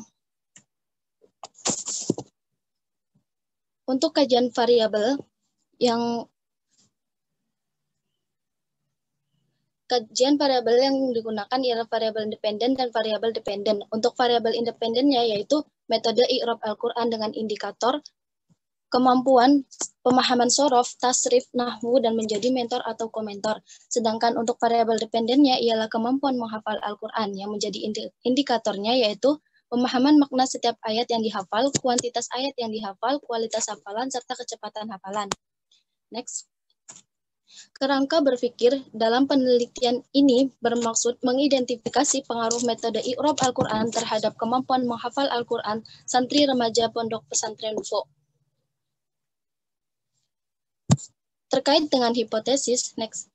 Terkait dengan hipotesis berdasarkan pemaparan tersebut, jadi hipotesis 0 yang diperoleh tidak ada pengaruh metode i'rab Al-Quran terhadap kemampuan menghafal Al-Quran santri remaja PP Nufo, dan untuk hipotesis kerjanya yaitu ada pengaruh metode i'rab Al-Quran terhadap kemampuan menghafal Al-Quran santri remaja PP Nufo Rambang. Next. Dan metode penelitian yang kami gunakan dalam pendekatan penelitian ini yaitu menggunakan metode campuran atau mixed methods research, dan untuk jenis penelitiannya kami menggunakan studi pengujian hipotesis. Next. Terkait variabel penelitian bahwa variabel X berpengaruh terhadap variabel Y yang mana variabel X-nya ialah metode i'rab Al-Quran dan variabel Y-nya yaitu kemampuan menghafal Al-Quran. Next. Next. Berikut hasil uji instrumen variabel X dan Y yang menggunakan SPSS. Selanjutnya, uji validitas. Uji validitas kami menggunakan korelasi person product moment yang menghasilkan yaitu R hitung lebih besar dari R tabel yaitu 0,2262 sehingga 42 item nomor dinyatakan valid. Sedangkan uji reliabilitasnya diperoleh dari nilai Cronbach alpha memenuhi syarat yaitu seluruh nilai Cronbach alpha dari item nomor 1 hingga 44 lebih dari batas reliabilitas yaitu 0,600 sehingga variabel yang digunakan adalah reliable. Jadi, angka dinyatakan diterima dan dapat dilanjutkan dengan tingkat keandalan Anda yaitu lebih dari 0,60 sampai 0,80. Next.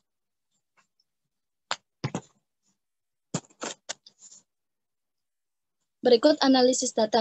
Untuk data kualitatif yang digunakan ialah reduksi data, yang kedua penyajian data, yang ketiga penarikan kesimpulan, dan sedangkan untuk data kuantitatif dilakukan analisis deskriptif dan analisis hipotesis.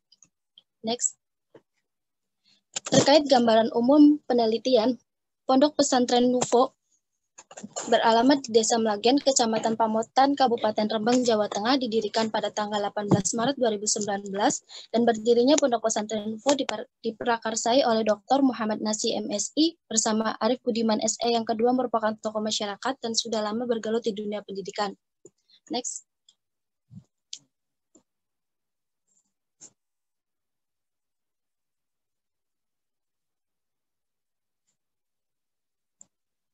Hasil penelitian berikut adalah sampel dari masing-masing variabel yang dapat disimpulkan. Perolehan skor rata-rata angket yang telah diedarkan kepada santri menunjukkan bahwa skor rata-rata di atas 2,00, artinya subjek penelitian rata-rata menyatakan setuju dengan pernyataan dalam angket. Untuk pembahasan, jadi hasil dalam penelitian terkait rumusan masalah satu yaitu meliputi dua hal, yakni yang pertama penerapan metode i'rab Al-Quran dalam menghafal Al-Quran di PP Nufo, dan yang kedua itu metode pengajaran metode i'rab Al-Quran di Pondok Pesantren Nufo. Terkait rumusan masalah satu dilakukan uji asumsi klasik. Yang pertama itu uji normalitas yang berdasarkan uji tersebut dapat disimpulkan bahwa data berdistribusi normal. Next, selanjutnya yaitu dilakukan uji heterokedastisitas yang dapat disimpulkan bahwa hasilnya data berdistribusi normal. Dan selanjutnya dilakukan uji linearitas yang karena F hitung lebih kecil dari F tabel, maka dapat disimpulkan bahwa hubungan ini linearitas terpenuhi sehingga model regresi yang baik dan ideal dapat terpenuhi.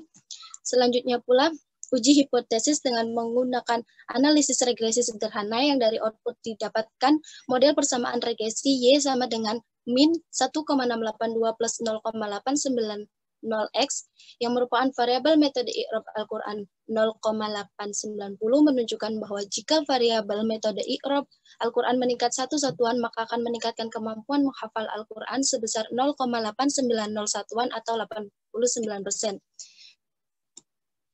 Next, analisis determinasi R-square berdasarkan tabel di atas diketahui nilai R-square sebesar 55,8%. Hal ini menunjukkan variabel X berpengaruh terhadap variabel G dan 44,2% lainnya dipengaruhi oleh faktor lainnya.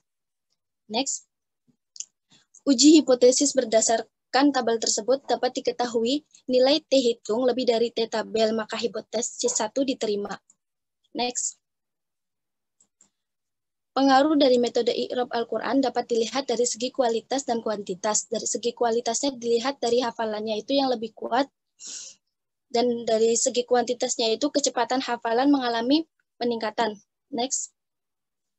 Untuk verifikasi teori, hasil penelitian di atas relevan dengan teori belajar konstruktivisme bahwa terlihat Pondok Pesantren Nufo yang memberikan kesempatan kepada santrinya dalam belajar aktif mandiri sehingga belajar menjadi bermakna. Next. Untuk relevansi penelitiannya, hasil penelitian ini mendukung hasil penelitian Hidayat S. dan As-Siddiqi, yang mana dalam penelitian Hidayat S. dan As-Siddiqi diperoleh hasil bahwa metode i'rab Al-Quran lebih efektif daripada metode konvensional. Next. Kesimpulan dari penelitian ini yaitu penerapan metode i'rab Al-Quran di Pondok Pesantren Nurul Furqon berjalan dengan baik. Teknis penerapannya yaitu dengan difokuskan pada pemahaman konsep dasar i'rab terlebih dahulu, kemudian diterapkan ke dalam ayat Al-Quran. Sistem pengajaran yang diterapkan dalam penerapan metode i'rab Al-Quran yaitu dengan adanya kelas umum dan kelas privat. Metode i'rab Al-Quran berpengaruh positif dan signifikan terhadap kemampuan menghafal Al-Quran santri remaja Pondok Pesantren Nurul Furqon Rembang. Dengan demikian hipotesis diterima. Dengan menggunakan model regresi didapatkan bahwa variabel independen yaitu metode i'rab Al-Quran memiliki pengaruh terhadap variabel dependen yaitu kemampuan menghafal Al-Quran sebesar 55,8%. Pengaruh metode i'rab Al-Quran terhadap kemampuan menghafal Al-Quran sesuai dengan interval koefisien yaitu 0,40 sampai 0,599 yang masuk dalam kategori cukup kuat atau sedang, sedangkan sisanya 44,2% dipengaruhi oleh faktor atau variabel lain yang tidak termasuk dalam analisis regresi ini. Saran bagi pondok pesantren. Kiranya cukup sekian dari kelompok kami. Kurang dan lebihnya kami mohon maaf. Assalamualaikum warahmatullahi wabarakatuh.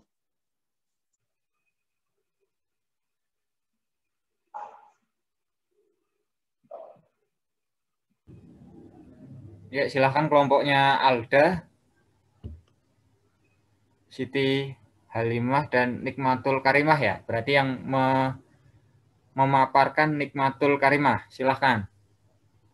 Benar, Mas. Terima kasih atas waktu yang diberikan. Bismillahirrahmanirrahim. Assalamualaikum warahmatullahi wabarakatuh. Izinkan saya, Nikmatul Karimah, dari kelompok 10, mempresentasikan hasil penelitian kami yang berjudul Peran Badan Usaha Milik Desa, BUMDes, dalam upaya membangun kerukunan umat beragama, studi kasus BUMDes Kuariron Jaya, Desa Kuaron, Kecamatan Kupu, Kabupaten Grobogan. Next. Di sini, kami beranggotakan Alda Gendana Munabiroh dan Siti Halimah, dan saya sendiri, Nikmatul Karimah. Next. Dalam pembahasan penelitian ini dibagi menjadi 6 bagian. Yang pertama adalah latar belakang penelitian, yang kedua ada rumusan masalah dan tujuan penelitian, yang ketiga ada tinjauan pustaka, yang keempat ada metode penelitian, yang kelima ada hasil dan pembahasan, dan yang keenam ada kesimpulan. Next. Latar belakang. Yang pertama, Indonesia merupakan negara yang heterogen termasuk bidang agama, didukung dengan adanya konstitusi yang mengatur dan melindungi. Yang kedua, muncul konflik-konflik antar umat beragama seperti yang tertera pada layar kaca. Next. Kemudian yang ketiga, yakni pentingnya peran semua elemen masyarakat dari tingkat desa hingga pusat. Yang keempat, keragaman umat beragama di Desa Kuaron, yakni Desa Kuaron merupakan desa yang masyarakatnya heterogen. Yang kelima, salah satu elemen dari Desa Kuaron adalah BUMDes Kuariron Jaya. Next. Rumusan masalah yang akan dipecahkan di dalam penelitian ini, yang pertama adalah bagaimana BUMDes Kuariron Jaya dalam upaya membangun kerukunan umat beragama. Yang kedua, bagaimana hambatan dan tantangan yang dihadapi BUMDes Kuariron Jaya serta solusinya dalam upaya membangun kerukunan umat beragama. Tujuan penelitian dari penelitian ini yang pertama adalah untuk mengetahui peran BUMDes Kuariron Jaya dalam upaya membangun kerukunan umat beragama. Yang kedua, untuk mengetahui hambatan dan tantangan yang dihadapi BUMDes Kuariron Jaya serta solusinya dalam upaya membangun kerukunan umat beragama. Next. Kemudian tinjauan pustaka. Tinjauan pustaka terdiri dari penelitian terdahulu, landasan konseptual, dan landasan teori. Yang pertama, penelitian terdahulu. Penelitian terdahulu yang pertama, ada penelitian dari Amelia Sri Kusuma Dewi, yakni peranan badan usaha milik desa atau BUMDes sebagai upaya dalam meningkatkan pendapatan asli desa atau PADES, serta menumbuhkan perekonomian desa. Perbedaan dengan penelitian kami, yakni pada penelitian ini, peneliti meneliti BUMDes dalam sebagai upaya meningkatkan pendapatan asli desa dan menumbuhkan perekonomian desa, sementara penelitian kami yakni meneliti tentang peran BUMDes dalam kerukunan beragama. Kemudian yang kedua yakni ada penelitian dari Rahimin yang berjudul Instrumen Multikulturalisme Desa Percontohan Kerukunan Umat Beragama, Kajian Pendahuluan Observatif Desa Rama Agung sebagai Desa Percontohan Kerukunan Umat Beragama di Bengkulu. Pada penelitian ini membahas tentang multikulturalisme Desa Percontohan Kerukunan Beragama, sementara penelitian kami membahas tentang kerukunan beragama. Next. Kemudian landasan konseptual. Yang pertama ada Badan Usaha Milik Desa atau BUMDes. Badan Usaha Milik Desa atau BUMDes adalah badan usaha milik desa yang dikelola oleh pemerintah desa dan berbadan hukum. Pemerintah desa dapat mendirikan badan usaha milik desa sesuai dengan kebutuhan dan potensi desa. Yang kedua, ada umat beragama yang terbagi menjadi konsep kerukunan umat beragama dan hubungan antar umat beragama. Yakni dapat disimpulkan bahwa keduanya dapat menjaga tali persaudaraan dan sosial dalam umat beragama atau biasa disebut dengan toleransi. Selanjutnya yakni ada landasan teori. Yang pertama ada teori peran. Teori peran adalah suatu pekerjaan yang dilakukan dengan dinamis sesuai dengan status atau kedudukan seseorang. Yang kedua, kerukunan. Indikator masyarakat dapat dikatakan rukun apabila yang pertama saling menghormati, yang kedua kebebasan beragama, yang ketiga menerima orang lain apa adanya, dan yang keempat berpikir positif. Next. Metode penelitian. Penelitian kami menggunakan penelitian kualitatif dengan jenis penelitian deskriptif. Fokus penelitian kami yakni peran dari badan usaha milik desa atau BUMDes Kuarirun Jaya dalam upaya membangun kerukunan umat beragama serta tantangan dan hambatan yang ditemui dalam melaksanakan peran tersebut. Yang berikutnya adalah fokus penelitian. Fokus penelitian kami adalah badan usaha milik desa atau BUMDes Kuarirun Jaya, Desa Kuarang, Kecamatan Kubu, Kabupaten Grobogan. Next. Sumber data, yakni kami menggunakan data primer atau wawancara dan sekunder atau literatur. Kemudian teknik pengumpulan data, ada wawancara dengan Direktur BUMDes Kuarirun Jaya, yang kedua ada pengamatan atau observasi, yang ketiga ada dokumentasi. Kemudian validasi data, kami menggunakan teknik triangulasi sumber data dan metode pengumpulan data. Dan yang terakhir ada analisis data, yakni menggunakan analisis asosiatif. Next. Hasil dan pembahasan. Gambaran umum BUMDes Kuarirun Jaya. BUMDes Kuarirun Jaya merupakan badan usaha milik desa yang berdiri sejak tahun 2017 dengan nama BUMDes Tirta Makmur. Pergantian nama terjadi pada saat musyawarah desa berlangsung, yaitu pada tanggal 8 Oktober 2019. Nama Kuarirun berasal dari bahasa Arab, yakni Kuariro, yang artinya kaca benggala atau suri toladan. BUMDes Kuarirun Jaya terletak di Desa Kuarang, Kecamatan Kubu, Kabupaten Grobogan. Dalam pelaksanaannya, BUMDes Kuarirun Jaya terbagi menjadi beberapa divisi atau usaha. Pertama yaitu divisi pengelolaan sampah dan parkir, kedua yaitu diklat dan pengelolaan tenaga kerja, yang ketiga pengelolaan pertanian, peternakan, dan perdagangan umum termasuk di dalamnya sembako. Keempat yaitu divisi konstruksi dan jasa. Next. Peran BUMDes Kuarirun Jaya dalam upaya membangun kerukunan umat beragama di Desa Kuarang, Kecamatan Kubu, Kabupaten Grobogan. BUMDes pada dasarnya memiliki cakupan yang luas dari pendidikan dan gerakan ekonomi, sebab BUMDes merupakan badan usaha yang bertujuan profit namun tidak dapat meninggalkan kerja-kerja sosial. Peran BUMDes Peran BUMDes adalah mencari celah-celah yang tidak dapat diambil oleh lembaga desa lainnya, termasuk dalam hal pendidikan, kerukunan beragama, atau bermasyarakat. Setiap lembaga agama sudah memiliki lembaga dakwah atau misionarisnya masing-masing. Jika lembaga dakwah membangun kerukunan umat melalui pendidikan, teori, ataupun kajian taklim, maka BUMDes mengambil celah lain, yaitu dalam bidang ekonomi melalui kegiatan-kegiatan ekonominya. Next. Upaya membangun kerukunan umat beragama oleh BUMDes Kuarirun Jaya tergantung bagaimana realisasi program kerjanya. Sebagai contoh yaitu pada program pengelolaan sampah terpadu, tujuan utama program tersebut adalah meningkatkan kepedulian masyarakat kepada sesama terkait sampah, terutama pada sampah rumah tangga. Dengan adanya program tersebut, maka masyarakat menjadi lebih peduli dan saling menegur apabila terdapat warga yang tidak mengindahkan program tersebut. Contoh kedua yaitu pada program MBKJ atau Mitra BUMDes Kuarirun Jaya. Konsep yang dibangun dari program ini ialah bangga belanja di toko tetangga. Ketika masyarakat sudah bangga dan memilih untuk memberdayakan toko-toko tetangga, maka akan terjalin kerukunan di dalamnya. Hal tersebut sebagai salah satu upaya membangun kerukunan masyarakat melalui gerakan ekonomi. Next.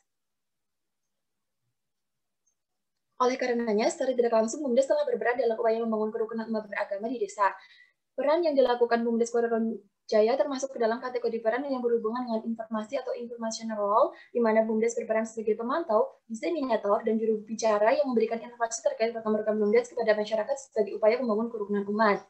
Next. Hambatan dan tantangan yang dihadapi dalam upaya membangun kerukunan umat beragama di Desa Kuarang, Kecamatan Kubu, Kabupaten Grobogan.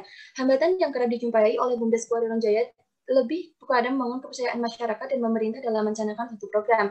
Menurut hasil wawancara dengan Direktur BUMDes Kuarirun Jaya sekaligus Ketua Forum Komunikasi Kecamatan Kubu, Dr. Sazali SAG, terdapat 6 catatan tantangan yang diraih BUMDes, yakni diantaranya yang pertama kurangnya pemahaman terkait filosofi pendidikan BUMDes, yang kedua kurangnya sinergi antara pengurus BUMDes dan pemerintah desa, yang ketiga persoalan politik di desa yang cukup tinggi, yang keempat pemilihan ketua BUMDes yang masih bergantung kepada kepala desa itu, yang kelima status hukum atau payung hukum dari perangkat yang dimiliki BUMDes, dan yang keenam penentuan program kerja dari BUMDes. Next. Mohon maaf, ini waktunya sudah habis.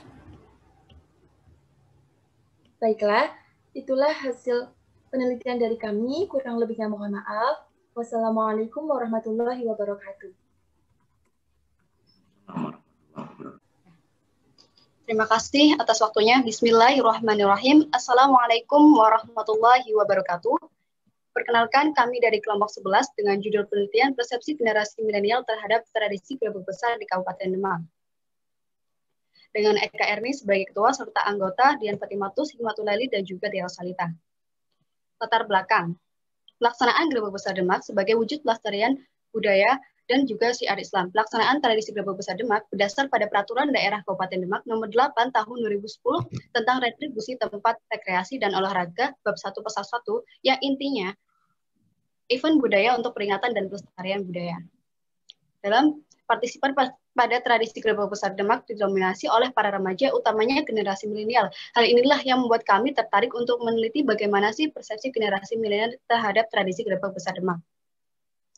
Selanjutnya, rumusan masalah. 1. Bagaimana sejarah dan filosofi dari tradisi Gerebek Besar Demak. 2. Bagaimana persepsi generasi milenial terhadap tradisi Gerebek Besar Demak. Selanjutnya, tujuan penelitian. 1. Untuk mengetahui sejarah dan filosofi dari tradisi Gerebek Besar Demak. 2. Untuk mengetahui persepsi generasi milenial terhadap tradisi Gerebek Besar Demak. Manfaat penelitian. Manfaat teoritis. 1. Menambah wawasan ilmu pengetahuan dan memberikan pemahaman kepada pembaca. 2. Memberikan sumbangan ilmiah dalam ilmu pendidikan. 3. Sebagai pijakan dan referensi pada penelitian-penelitian selanjutnya yang berhubungan dengan tradisi Gerebek Besar Demak. Manfaat praktis. 1. Bagi penulis dapat menambah pengalaman, bagi masyarakat sebagai masukan agar selalu melestarikan budaya yang ada. 3. Bagi sektor pariwisata atau budaya menambah aset wisata. Selanjutnya, Dian. Selanjutnya adalah tinjauan kebersamaan. Yang pertama adalah penelitian terdahulu berdasarkan penelitian yang dilakukan oleh Nur Ahmad pada tahun 2013 dengan judul Perayaan Gerebek Besar Demak sebagai sarana religi dalam komunikasi dakwah, menyatakan bahwa Gerebek Besar merupakan acara ritual yang berisi aktivitas yang mengandung nilai-nilai solidaritas keagamaan. Kemudian penelitian yang dilakukan oleh Ivan Effendi pada tahun 2014 dengan judul Dinamika Gerebek Besar Demak pada tahun 1999 sampai 2003 yang ditinjau dari sejarah dan tradisi. Kemudian ada penelitian yang dilakukan oleh Ulfa Lutfiani pada tahun 2018 dengan judul Akulturasi Islam dan budaya lokal dalam Gerebek Besar Demak. Kemudian untuk landasannya sendiri ada landasan konseptual dan juga ada landasan teori. Untuk landasan konseptual terdiri atas konsep persepsi, konsep generasi milenial, dan juga konsep Gerebek Besar. Sedangkan landasan teorinya terdiri atas teori persepsi dan juga teori kebudayaan.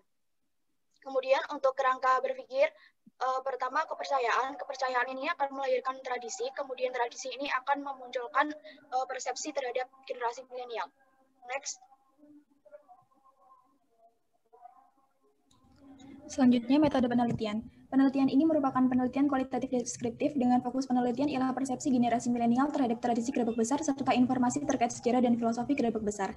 Penelitian ini dilaksanakan di Dusun Tembiring, Desa Bintoro, Kecamatan Demak pada tanggal 17 dan 24 Maret 2021. Terdapat dua jenis sumber data yang kami gunakan, yaitu data primer yang diperoleh melalui teknik wawancara serta melalui penyebaran Google Formulir, dan juga data sekunder yang diperoleh melalui teknik studi literatur. Kami menggunakan teknik triangulasi sumber data untuk memvalidasi data, serta data redaction dan data display verification untuk menganalisis data. Next. Selanjutnya, hasil dan pembahasan. Sejarah. Gerebek merupakan tradisi yang diciptakan oleh para wali songo sebagai media dakwah Islam sekaligus sebagai media hiburan bagi masyarakat. Tradisi ini biasa diselenggarakan oleh para raja-raja Islam di tanah Jawa. Konon, pada zaman Majapahit, para raja melakukan upacara Rojo Wedo yang ditujukan untuk mempersembahkan hewan sembelihan kepada para arwah leluhur agar mendapatkan kemakmuran dan dijauhkan dari malapetaka. Untuk itu, para wali bersama para raja Islam mengambil kebijaksanaan dengan melestarikan tradisi gerebek sebagai salah satu jalan pendekatan dengan mengubah corak dan tata caranya menurut Islam agar tidak terjadi shock culture. Sebelumnya, gerebek maulud dilaksanakan di Demak. Setelah kerajaan Demak jatuh ke Pajang dan upacara gerebek mulut pun juga berpindah ke Pajang, maka di Demak diselenggarakan tradisi gerebek besar sebagai ganti dari gerebek mulut. Kegiatan gerebek besar ini senantiasa dilaksanakan setiap tahun, akan tetapi dihentikan pada masa penjajahan Jepang hingga tahun 1950 baru dimulai lagi dan mengalami perubahan yang mendasar pada tahun 1974. Atas prakarsa Ki Narto Sabdo ditambahkan beberapa kegiatan dalam gerebek besar, diantaranya adalah upacara patang puluhan, upacara penjamasan, dan upacara tumpeng songo. Next. Berikutnya adalah filosofi. Beberapa filosofi yang kami dapatkan dari narasumber antara lain, menurut Bapak Sutomo, bahwasannya dalam upacara penjamasan terdapat 2 pusaka peninggalan Sunan Kalijaga yang mana ini melambangkan agama Islam, yakni 2 kalimat syahadat. Begitu pula pada acara tumpeng songo yang menunjukkan jumlah wali songo. Kemudian menurut Kak Eko Zainuddin selaku Pamong Saka Pariwisata menyatakan bahwa dalam upacara patang puluhan terdapat 40 prajurit, yang mana 40 prajurit ini setara dengan seorang wali. Sebagaimana pelaksanaan gerebek besar merupakan salah satu wujud penghormatan terhadap para wali yang telah menyebarkan agama Islam di tanah Jawa. Selanjutnya pada Jin dipersilakan.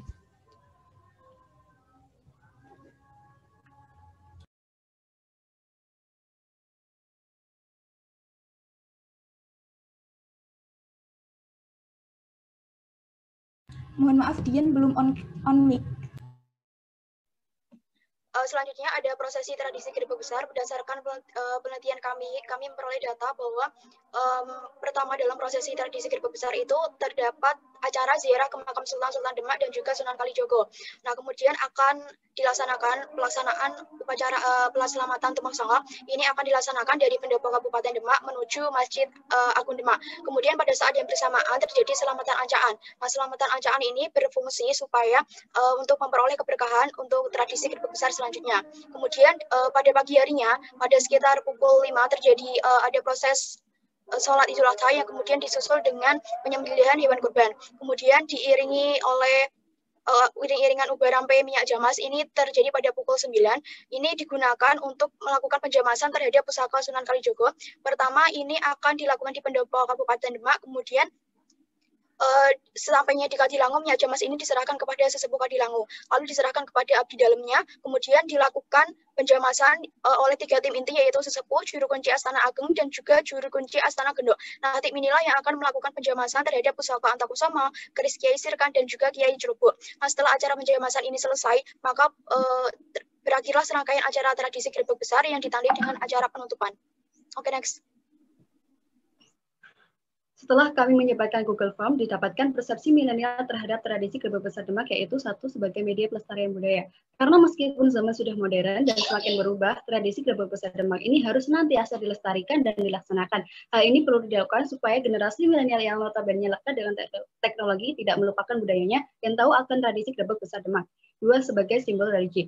Seperti yang kita ketahui, Kabupaten Demak tak lepas dari sejarah perjuangan para Wali Songo dalam upaya menyebarkan agama Islam. Diselenggarakannya gerebek besar sebagai media dakwah pada masa kejayaan pemerintahan Sultan Fatah dan Sunan Kalijaga. Hal ini masih bisa dilihat pada rangkaian acaranya, yakni sejarah makam dan Tumpeng Sanga. 3. Sebagai hiburan. Adanya pasar malam dan rangkaian acara gerebek besar Demak yang menarik membuat hiburan tersendiri bagi masyarakat maupun wisatawan yang datang. 4. Sebagai peningkatan ekonomi. Adanya kegiatan pasar malam juga membuat meningkatnya ekonomi bagi para pedagang dan pendapatan anggara daerah Kabupaten Demak. Karena pasar malam tersebut mendatangkan banyak orang, serta di hari acara tradisi gerebek besar Demak, juga membuat orang ramai-ramai datang untuk menyaksikan rangkaian acara tradisi gerebek besar Demak, baik dari dalam Kabupaten Demak maupun wisatawan luar Demak. Next.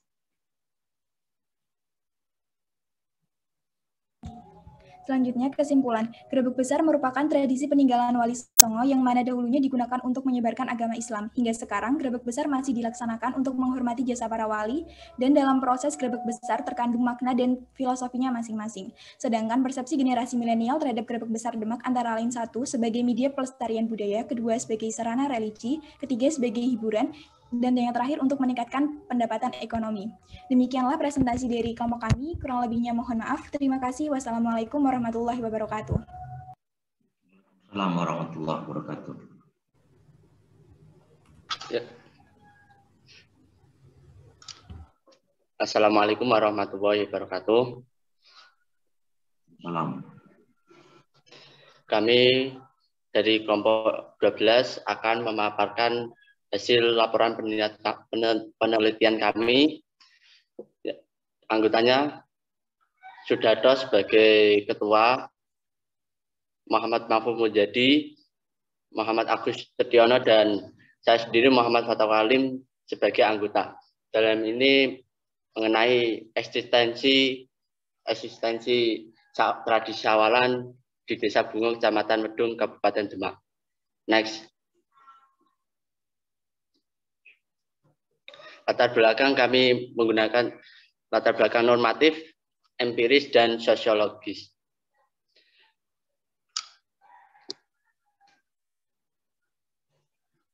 Next. Normatif itu berdasarkan peraturan daerah Kabupaten 5 tahun 2011. Sedangkan empiris berdasarkan Badan Statistik Jawa Tengah tahun 2019, di mana tingkat kunjungan wisatawan ke Kabupaten Demak meningkat dari 1,6 juta menjadi 1,7 juta pada tahun 2018. Menurut aspek sosiologis, masyarakat meyakini bahwa dengan melakukan tradisi Sawalan akan mendatangkan berkah dan rezeki. Next. Rumusan masalah pada penelitian kami yang pertama mengenai bagaimana rangkaian prosesi sawalan di Desa Bungo, yang kedua bagaimana eksistensi tradisi sawalan di Desa Bungo pada saat ini. Kemudian tujuan penelitian yaitu menjawab dari rumusan masalah kami yang dua kami tadi. Next.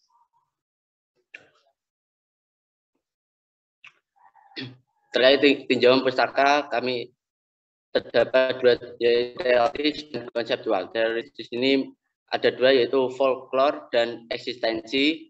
Kemudian pada konseptual yaitu terkait tradisi sawalan itu sendiri. Next. Kemudian mengenai metode penelitian, kami menggunakan metode penelitian kualitatif, deskriptif, serta eksistensi tradisi sawalan di Desa Bungo, Kecamatan Wedung, Kabupaten Demak. Sumber data yang kami ambil dari laporan ini yaitu primer dan sekunder. Dalam teknik pengumpulan data, kami menggunakan 3 metode. Yang pertama, observasi dengan datang langsung ke Desa Bungo dan beberapa lokasi penyelenggaraan tradisi sawalan. Yang kedua, wawancara dengan Bapak Afif Rusman selaku Kasih Kesejahteraan Desa Bungo dan beberapa warga setempat. Yang ketiga, dokumentasi dengan mengambil foto lokasi-lokasi penyelenggaraan tradisi sawalan. Kemudian kami menggunakan teknik validitas data seperti triangulasi sumber, triangulasi teknik, dan triangulasi waktu. Dalam menganalisis data lapangan, kami menggunakan 4 tahapan, antara lain seperti pengumpulan data, reduksi data, penyampaian data, serta penarikan kesimpulan. Next. Selanjutnya berkaitan dengan hasil dan pembahasan laporan penelitian kami. Yang pertama menyangkut prosesi tradisi sawalan di Desa Bungo. Tradisi sawalan dilaksanakan dengan melakukan berbagai rangkaian acara seperti pawai atau kirab budaya dengan menampilkan pementasan tari jipin, ketoprak, wayangan, dan melakukan pengajian, tahlilan, sholawatan, serta acara pelarungan kepala kerbau atau kambing ke tengah laut oleh masyarakat. Yang kedua mengenai eksistensi dari tradisi sawalan Desa Bungo. Masyarakat Desa Bungo sangat memegang erat tradisi sawalan yang sejatinya merupakan warisan leluhur dan turun-temurun ini sejak dahulu hingga sekarang. Yang ketiga berkaitan dengan peran serta masyarakat dalam upaya mempertahankan tradisi sawalan. Masyarakat Desa Bungo sangat memegang peranan penting dalam melestarikan tradisi ini. Salah satunya yaitu partisipasi masyarakat dengan membawa hasil bumi dan laut mereka dalam menyukseskan acara tradisi sawalan. Next. Berdasarkan pembahasan tersebut, maka dapat disimpulkan bahwa yang pertama terkait dengan rangkaian prosesi tradisi sawalan di Desa Bungo, Kecamatan Wedung, Kabupaten Demak yang dilaksanakan sesuai dengan ketentuan yang disepakati serta diisi dengan berbagai kegiatan hiburan dan keagamaan. Kedua terkait eksistensi tradisi sawalan di Desa Bungo, Kecamatan Wedung, Kabupaten Demak yang saat ini. Tradisi sawalan masyarakat Desa Bungo masih tetap eksis, terjaga, dan terpelihara dengan baik hingga sekarang. Sekian pemaparan laporan penelitian kami. Mohon maaf sebesar-besarnya. Terima kasih. Wassalamualaikum warahmatullahi wabarakatuh. Assalamualaikum warahmatullahi wabarakatuh. Kami dari kelompok 13 yang beranggotakan Nisa Anna Azila Tifa sebagai ketua, Siti Muawana sebagai anggota 1, dan saya Mauna Istighfarah sebagai anggota 2 akan mempresentasikan hasil penelitian kami yang berjudul Peran Pendidikan Agama Islam dalam Membentuk Akhlak Karimah Siswa di Era Revolusi Industri 4.0 di MTS Medan Kudus. Selanjutnya, latar belakang. Pada era revolusi industri 4.0 ini menjadikan akhlak karimah siswa sedikit memudar. Hal tersebut dikarenakan adanya perkembangan teknologi yang semakin canggih khususnya di bidang komunikasi. Apabila kecepatan teknologi ini tidak diimbangi dengan perbaikan akhlak karimah siswa akan menimbulkan berbagai dampak negatif. Pendidikan agama Islam sebagai model pembelajaran penguatan pendidikan karakter dapat membentengi arus globalisasi pada era revolusi industri 4.0 ini melalui pengintegrasian proses pembelajaran.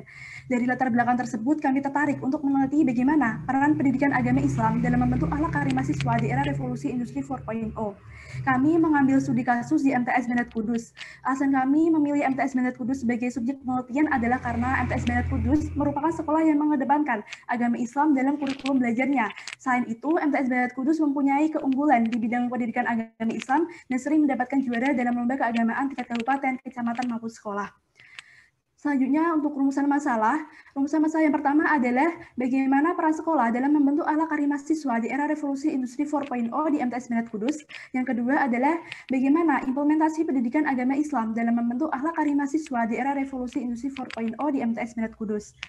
Selanjutnya, tujuan penelitian. Tujuan yang pertama adalah untuk mengetahui peran sekolah dalam membentuk akhlak karimah siswa di era revolusi industri 4.0 di MTS Bennett Kudus. Tujuan yang kedua adalah untuk mengetahui implementasi pendidikan agama Islam dalam membentuk akhlak karimah siswa di era revolusi industri 4.0 di MTS Bennett Kudus. Selanjutnya, manfaat penelitian. Manfaat penelitian ini dibagi menjadi dua, yaitu manfaat penelitian teoritis dan juga manfaat praktis. Untuk manfaat teoritis sendiri, penelitian ini diharapkan dapat menambah wawasan mengenai peran pendidikan agama Islam dalam membentuk akhlak karimah siswa di era revolusi industri 4.0 di MTS Bennett Kudus. Kemudian, untuk manfaat praktis sendiri, penelitian ini diharapkan dapat bermanfaat bagi mahasiswa, pihak sekolah, maupun orang tua. Selanjutnya, tinjauan pustaka. Untuk tinjauan pustaka yang pertama adalah mengenai penelitian terdahulu. Penelitian menjadi referensi kami. Yang pertama adalah penelitian Puji pada tahun 2015 yang berjudul Peran Sekolah dalam Pembentukan Pendidikan Karakter di Era Revolusi Industri 4.0. Yang kedua, penelitian Dimas Indiato pada tahun 2019 yang berjudul Pendidikan Agama Islam dalam Revolusi Industri 4.0. Dan kemudian yang ketiga adalah penelitian dari Dian Arif pada tahun 2019 yang berjudul Tantangan Karakter di Era Revolusi Industri 4.0 dalam Membentuk Kepribadian Muslim. Dari ketiga penelitian terdahulu tersebut, pembaruan pada penelitian yang kami teliti adalah kami menggali peran guru pendidikan agama Islam, terkhusus guru akidah akhlak dalam membentuk akhlak karimah siswa di era revolusi industri 4.0 ini. Selanjutnya, landasan konseptual. Untuk landasan konseptual sendiri, kami ada 3 landasan konseptual. Yang pertama adalah peran pendidikan agama Islam, yang kedua mengenai era revolusi industri 4.0, dan kemudian yang ketiga adalah mengenai akhlak karimah siswa di era revolusi industri 4.0. Selanjutnya, untuk landasan teoritis, kami ada 2 landasan teoritis. Yang pertama adalah teori pendidikan, yang pertama adalah teori pendidikan, yang kedua adalah teori keagamaan. Selanjutnya, untuk metode penelitian, pendekatan penelitian ini menggunakan pendekatan kualitatif dengan subjek penelitian yaitu wakil kepala sekolah bidang kurikulum dan guru pengajar akhlak di Madrasah Sanawiyah Bennett Kudus. Kemudian penelitian ini akan lebih memfokuskan pada peran pendidikan agama Islam dalam membentuk akhlakul karimah siswa di era revolusi industri 4.0 di MTS Bennett Kudus. Lokasi penelitian ini berada di MTS Bennett Kudus dengan alamat Jalan KHR Asnawi nomor 30 Pejaten Damaran, Kecamatan Kota Kudus, Kabupaten Kudus, Jawa Tengah. Sumber data dari penelitian ini adalah data primer dan juga data sekunder dengan teknik pengumpulan data berupa wawancara, observasi, dan juga dokumentasi. Untuk validitas data digunakan teknik triangulasi yang dilakukan dengan cara data yang diperoleh dari hasil wawancara kemudian dicek dengan dokumentasi. Kemudian untuk analisis data digunakan interaktif model dengan unsur-unsur yang terdiri dari reduksi data, penyajian data, dan juga menyimpulkan. Selanjutnya, hasil penelitian. Untuk paparan data sendiri, kami ada 4 paparan data, yaitu yang pertama adalah sejarah singkat berdirinya MTS Bennett Kudus. Selanjutnya adalah selanjutnya adalah letak geografis. Selanjutnya ada identitas MTS Bennett Kudus, dan yang terakhir adalah visi, misi, dan tujuan MTS Bennett Kudus. Selanjutnya, mengenai peran sekolah dalam membentuk akhlak karimah siswa di era revolusi industri 4.0 di MTS Bennett Kudus. Dalam membentuk akhlak karimah siswa, sekolah bersama guru memiliki peran yang sangat penting dan juga berkesinambungan. Untuk peran sekolah sendiri itu misalnya membuat tata tertib sekolah yang bertujuan untuk membiasakan siswa untuk berakhlakul karimah. Untuk tata tertib sendiri ini misalnya dengan dibuatnya peraturan berpakaian, kemudian bagaimana beradab dengan guru, dan juga peraturan mengenai jam sekolah. Selanjutnya untuk peran guru sendiri adalah yang pertama guru sebagai uswatun hasanah, yaitu guru mencontohkan akhlak karimah kepada para siswa sehingga siswa dapat menerapkan dalam kehidupan sehari-hari. Yang kedua adalah guru sebagai pembimbing, yaitu guru membimbing siswa dalam upaya membentuk akhlak karimah siswa. Yang ketiga adalah guru sebagai motivator, yaitu guru yang memberikan nasihat-nasihat kepada siswa agar siswa termotivasi untuk berakhlak karimah. Selanjutnya untuk implementasi pendidikan agama Islam dalam membentuk akhlak karimah siswa di era revolusi industri 4.0 di MTS Binat Kudus. Untuk implementasinya sendiri adalah yang pertama dengan membudayakan perilaku disiplin, yaitu dengan membudayakan perilaku disiplin dan datang tepat waktu, maka proses belajar mengajar akan lebih efektif dan juga efisien. Yang kedua adalah pemeriksaan tentang tata tertib peserta didik. Kemudian yang ketiga adalah membudayakan perilaku sopan santun, yaitu dengan siswa bersalaman ketika bertemu guru, ketika beristirahat siswa tidak memakan jajan dengan berjalan, ketika di dalam kelas siswa menghormati guru dan minta izin ketika hendak keluar kelas. Kemudian keempat ada sholat zuhur berjamaah, dan ketika beristirahat siswa membiasakan untuk sholat duha. Kemudian yang terakhir adalah simpulan. Simpulan yang dapat diambil dari penelitian ini adalah yang pertama, peran sekolah dalam membentuk akhlak karimah siswa adalah dengan membuat tata tertib sekolah. Pembentukan akhlak karimah siswa tidak dapat dilakukan oleh sekolah sendiri, melainkan harus dengan bekerja sama dengan guru dan juga orang tua siswa. Yang kedua adalah implementasi pendidikan agama Islam diaplikasikan dengan pembuatan peraturan, pelaksanaan peraturan sekolah dan juga strategi dari guru-guru dalam mengajar. Misalnya dengan strategi memberikan contoh dan juga bercerita, itu sama halnya dengan guru sebagai motivator. Sekian dari kelompok kami, kurang lebihnya mohon maaf. Wassalamualaikum warahmatullahi wabarakatuh. Cukup, terima kasih Mas Dwi Wisnu Kuryawan yang telah memandu jalannya pemaparan seminar hasil penelitian Mahasantri Pesantren Riset Al-Muhtada. Hadirin yang berbahagia, tibalah kita di penghujung acara, yakni acara penutup. Mohon maaf Pak Dani, sebelum acaranya ditutup, apakah wonten yang mau disampaikan Pak? Ya, pertama saya mengapresiasi kerja keras dari semua santri, bahwa setiap hasil penelitian itu ada. Mohon maaf Pak Dani, teman-teman apakah suara saya terdengar? Iya, suaranya terdengar. Kamu bisa dengar suara saya enggak ini? Anfa bisa mendengar suara saya? Terdengar, Pak. Mungkin baru masuk Pak, tadi tidak ada suara. Oh ya, oke. Ya, jadi begini, saya ulangi lagi, saya mengapresiasi semua kerja keras para mahasantri telah melakukan kegiatan penelitian dengan sangat luar biasa menurut saya. Semuanya bekerja keras. Nah, bahwa ada kekurangan, kelemahan itu wajar. Ya. Setiap peneliti jika dia terjun ke lapangan, pasti dia memiliki kelemahan, kekurangan, tantangan, hambatan, problem. Itu tidak hanya dihadapi oleh mahasiswa S1, tapi juga mahasiswa S2, S3 juga ketika mereka menyusun tesis atau disertasi, mereka juga mengalami hambatan. Pelajarannya adalah ketika nanti Anda membuat penelitian, baik itu untuk program pesantren atau untuk skripsi, nanti ketika mengalami hambatan atau problem atau tantangan, jangan putus asa.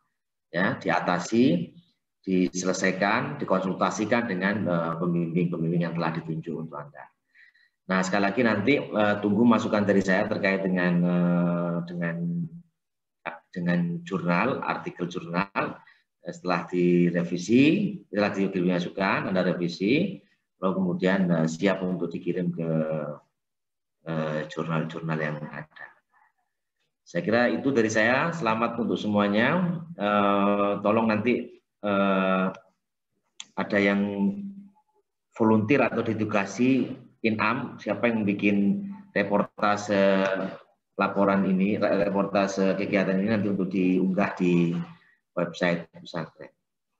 Saya kira itu, Anfa. Terima kasih semuanya. Terima kasih Ayon yang jauh-jauh dari Kota Pekalongan sudah bergabung di sini. Ya, yang lain juga jauh-jauh dari Cilacap, dari Bangka Belitung, dari Blitar, di mana lagi ya. Semuanya sudah bergabung. Mudah-mudahan semuanya sehat walafiat. Mudah-mudahan kita semua nanti bisa berkumpul di Semarang kembali bulan Juli, Agustus. Corona sudah minimal lemah lah, tidak lagi mewabah. Terima kasih. Assalamualaikum warahmatullahi wabarakatuh. Waalaikumsalam warahmatullahi wabarakatuh. Terima kasih Pak Dani, Mas Ayon, Mas Wisnu. Silakan Pak. Ada foto bersama nggak Pak ini Pak? Hadirin. Oh iya, monggo. Barangkali tadi belum di capture. Pripun Mas Wisnu, mau ada foto bersama dulu?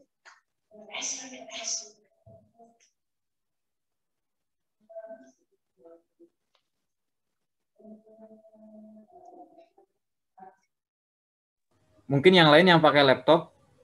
Saya ini Zoom soalnya sebentar. Ada print screen. Bisa tahu iki kan wong ini dhuwur-dhuwur kabeh orang yang kayak ini.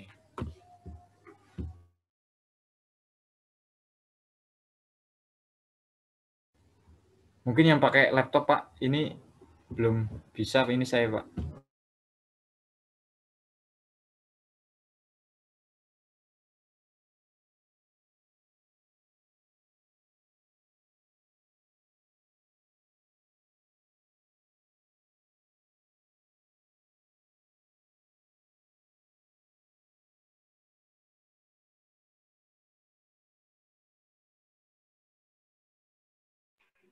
Ya kalau di foto biasa aja pakai kalau enggak ya acaranya dilanjutkan aja Pak.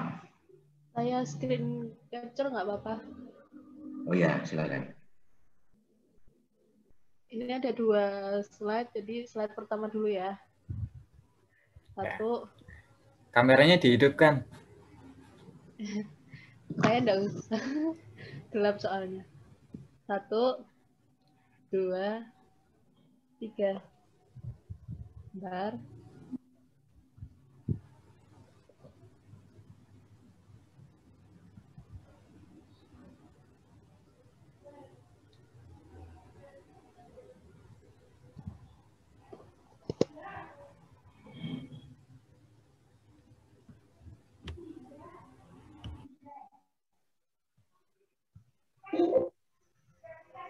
Sekarang slide yang kedua.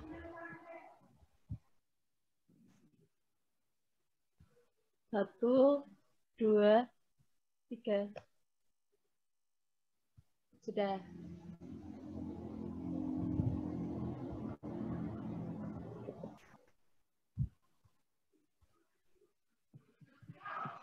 Oke, silakan dilanjutkan Pak.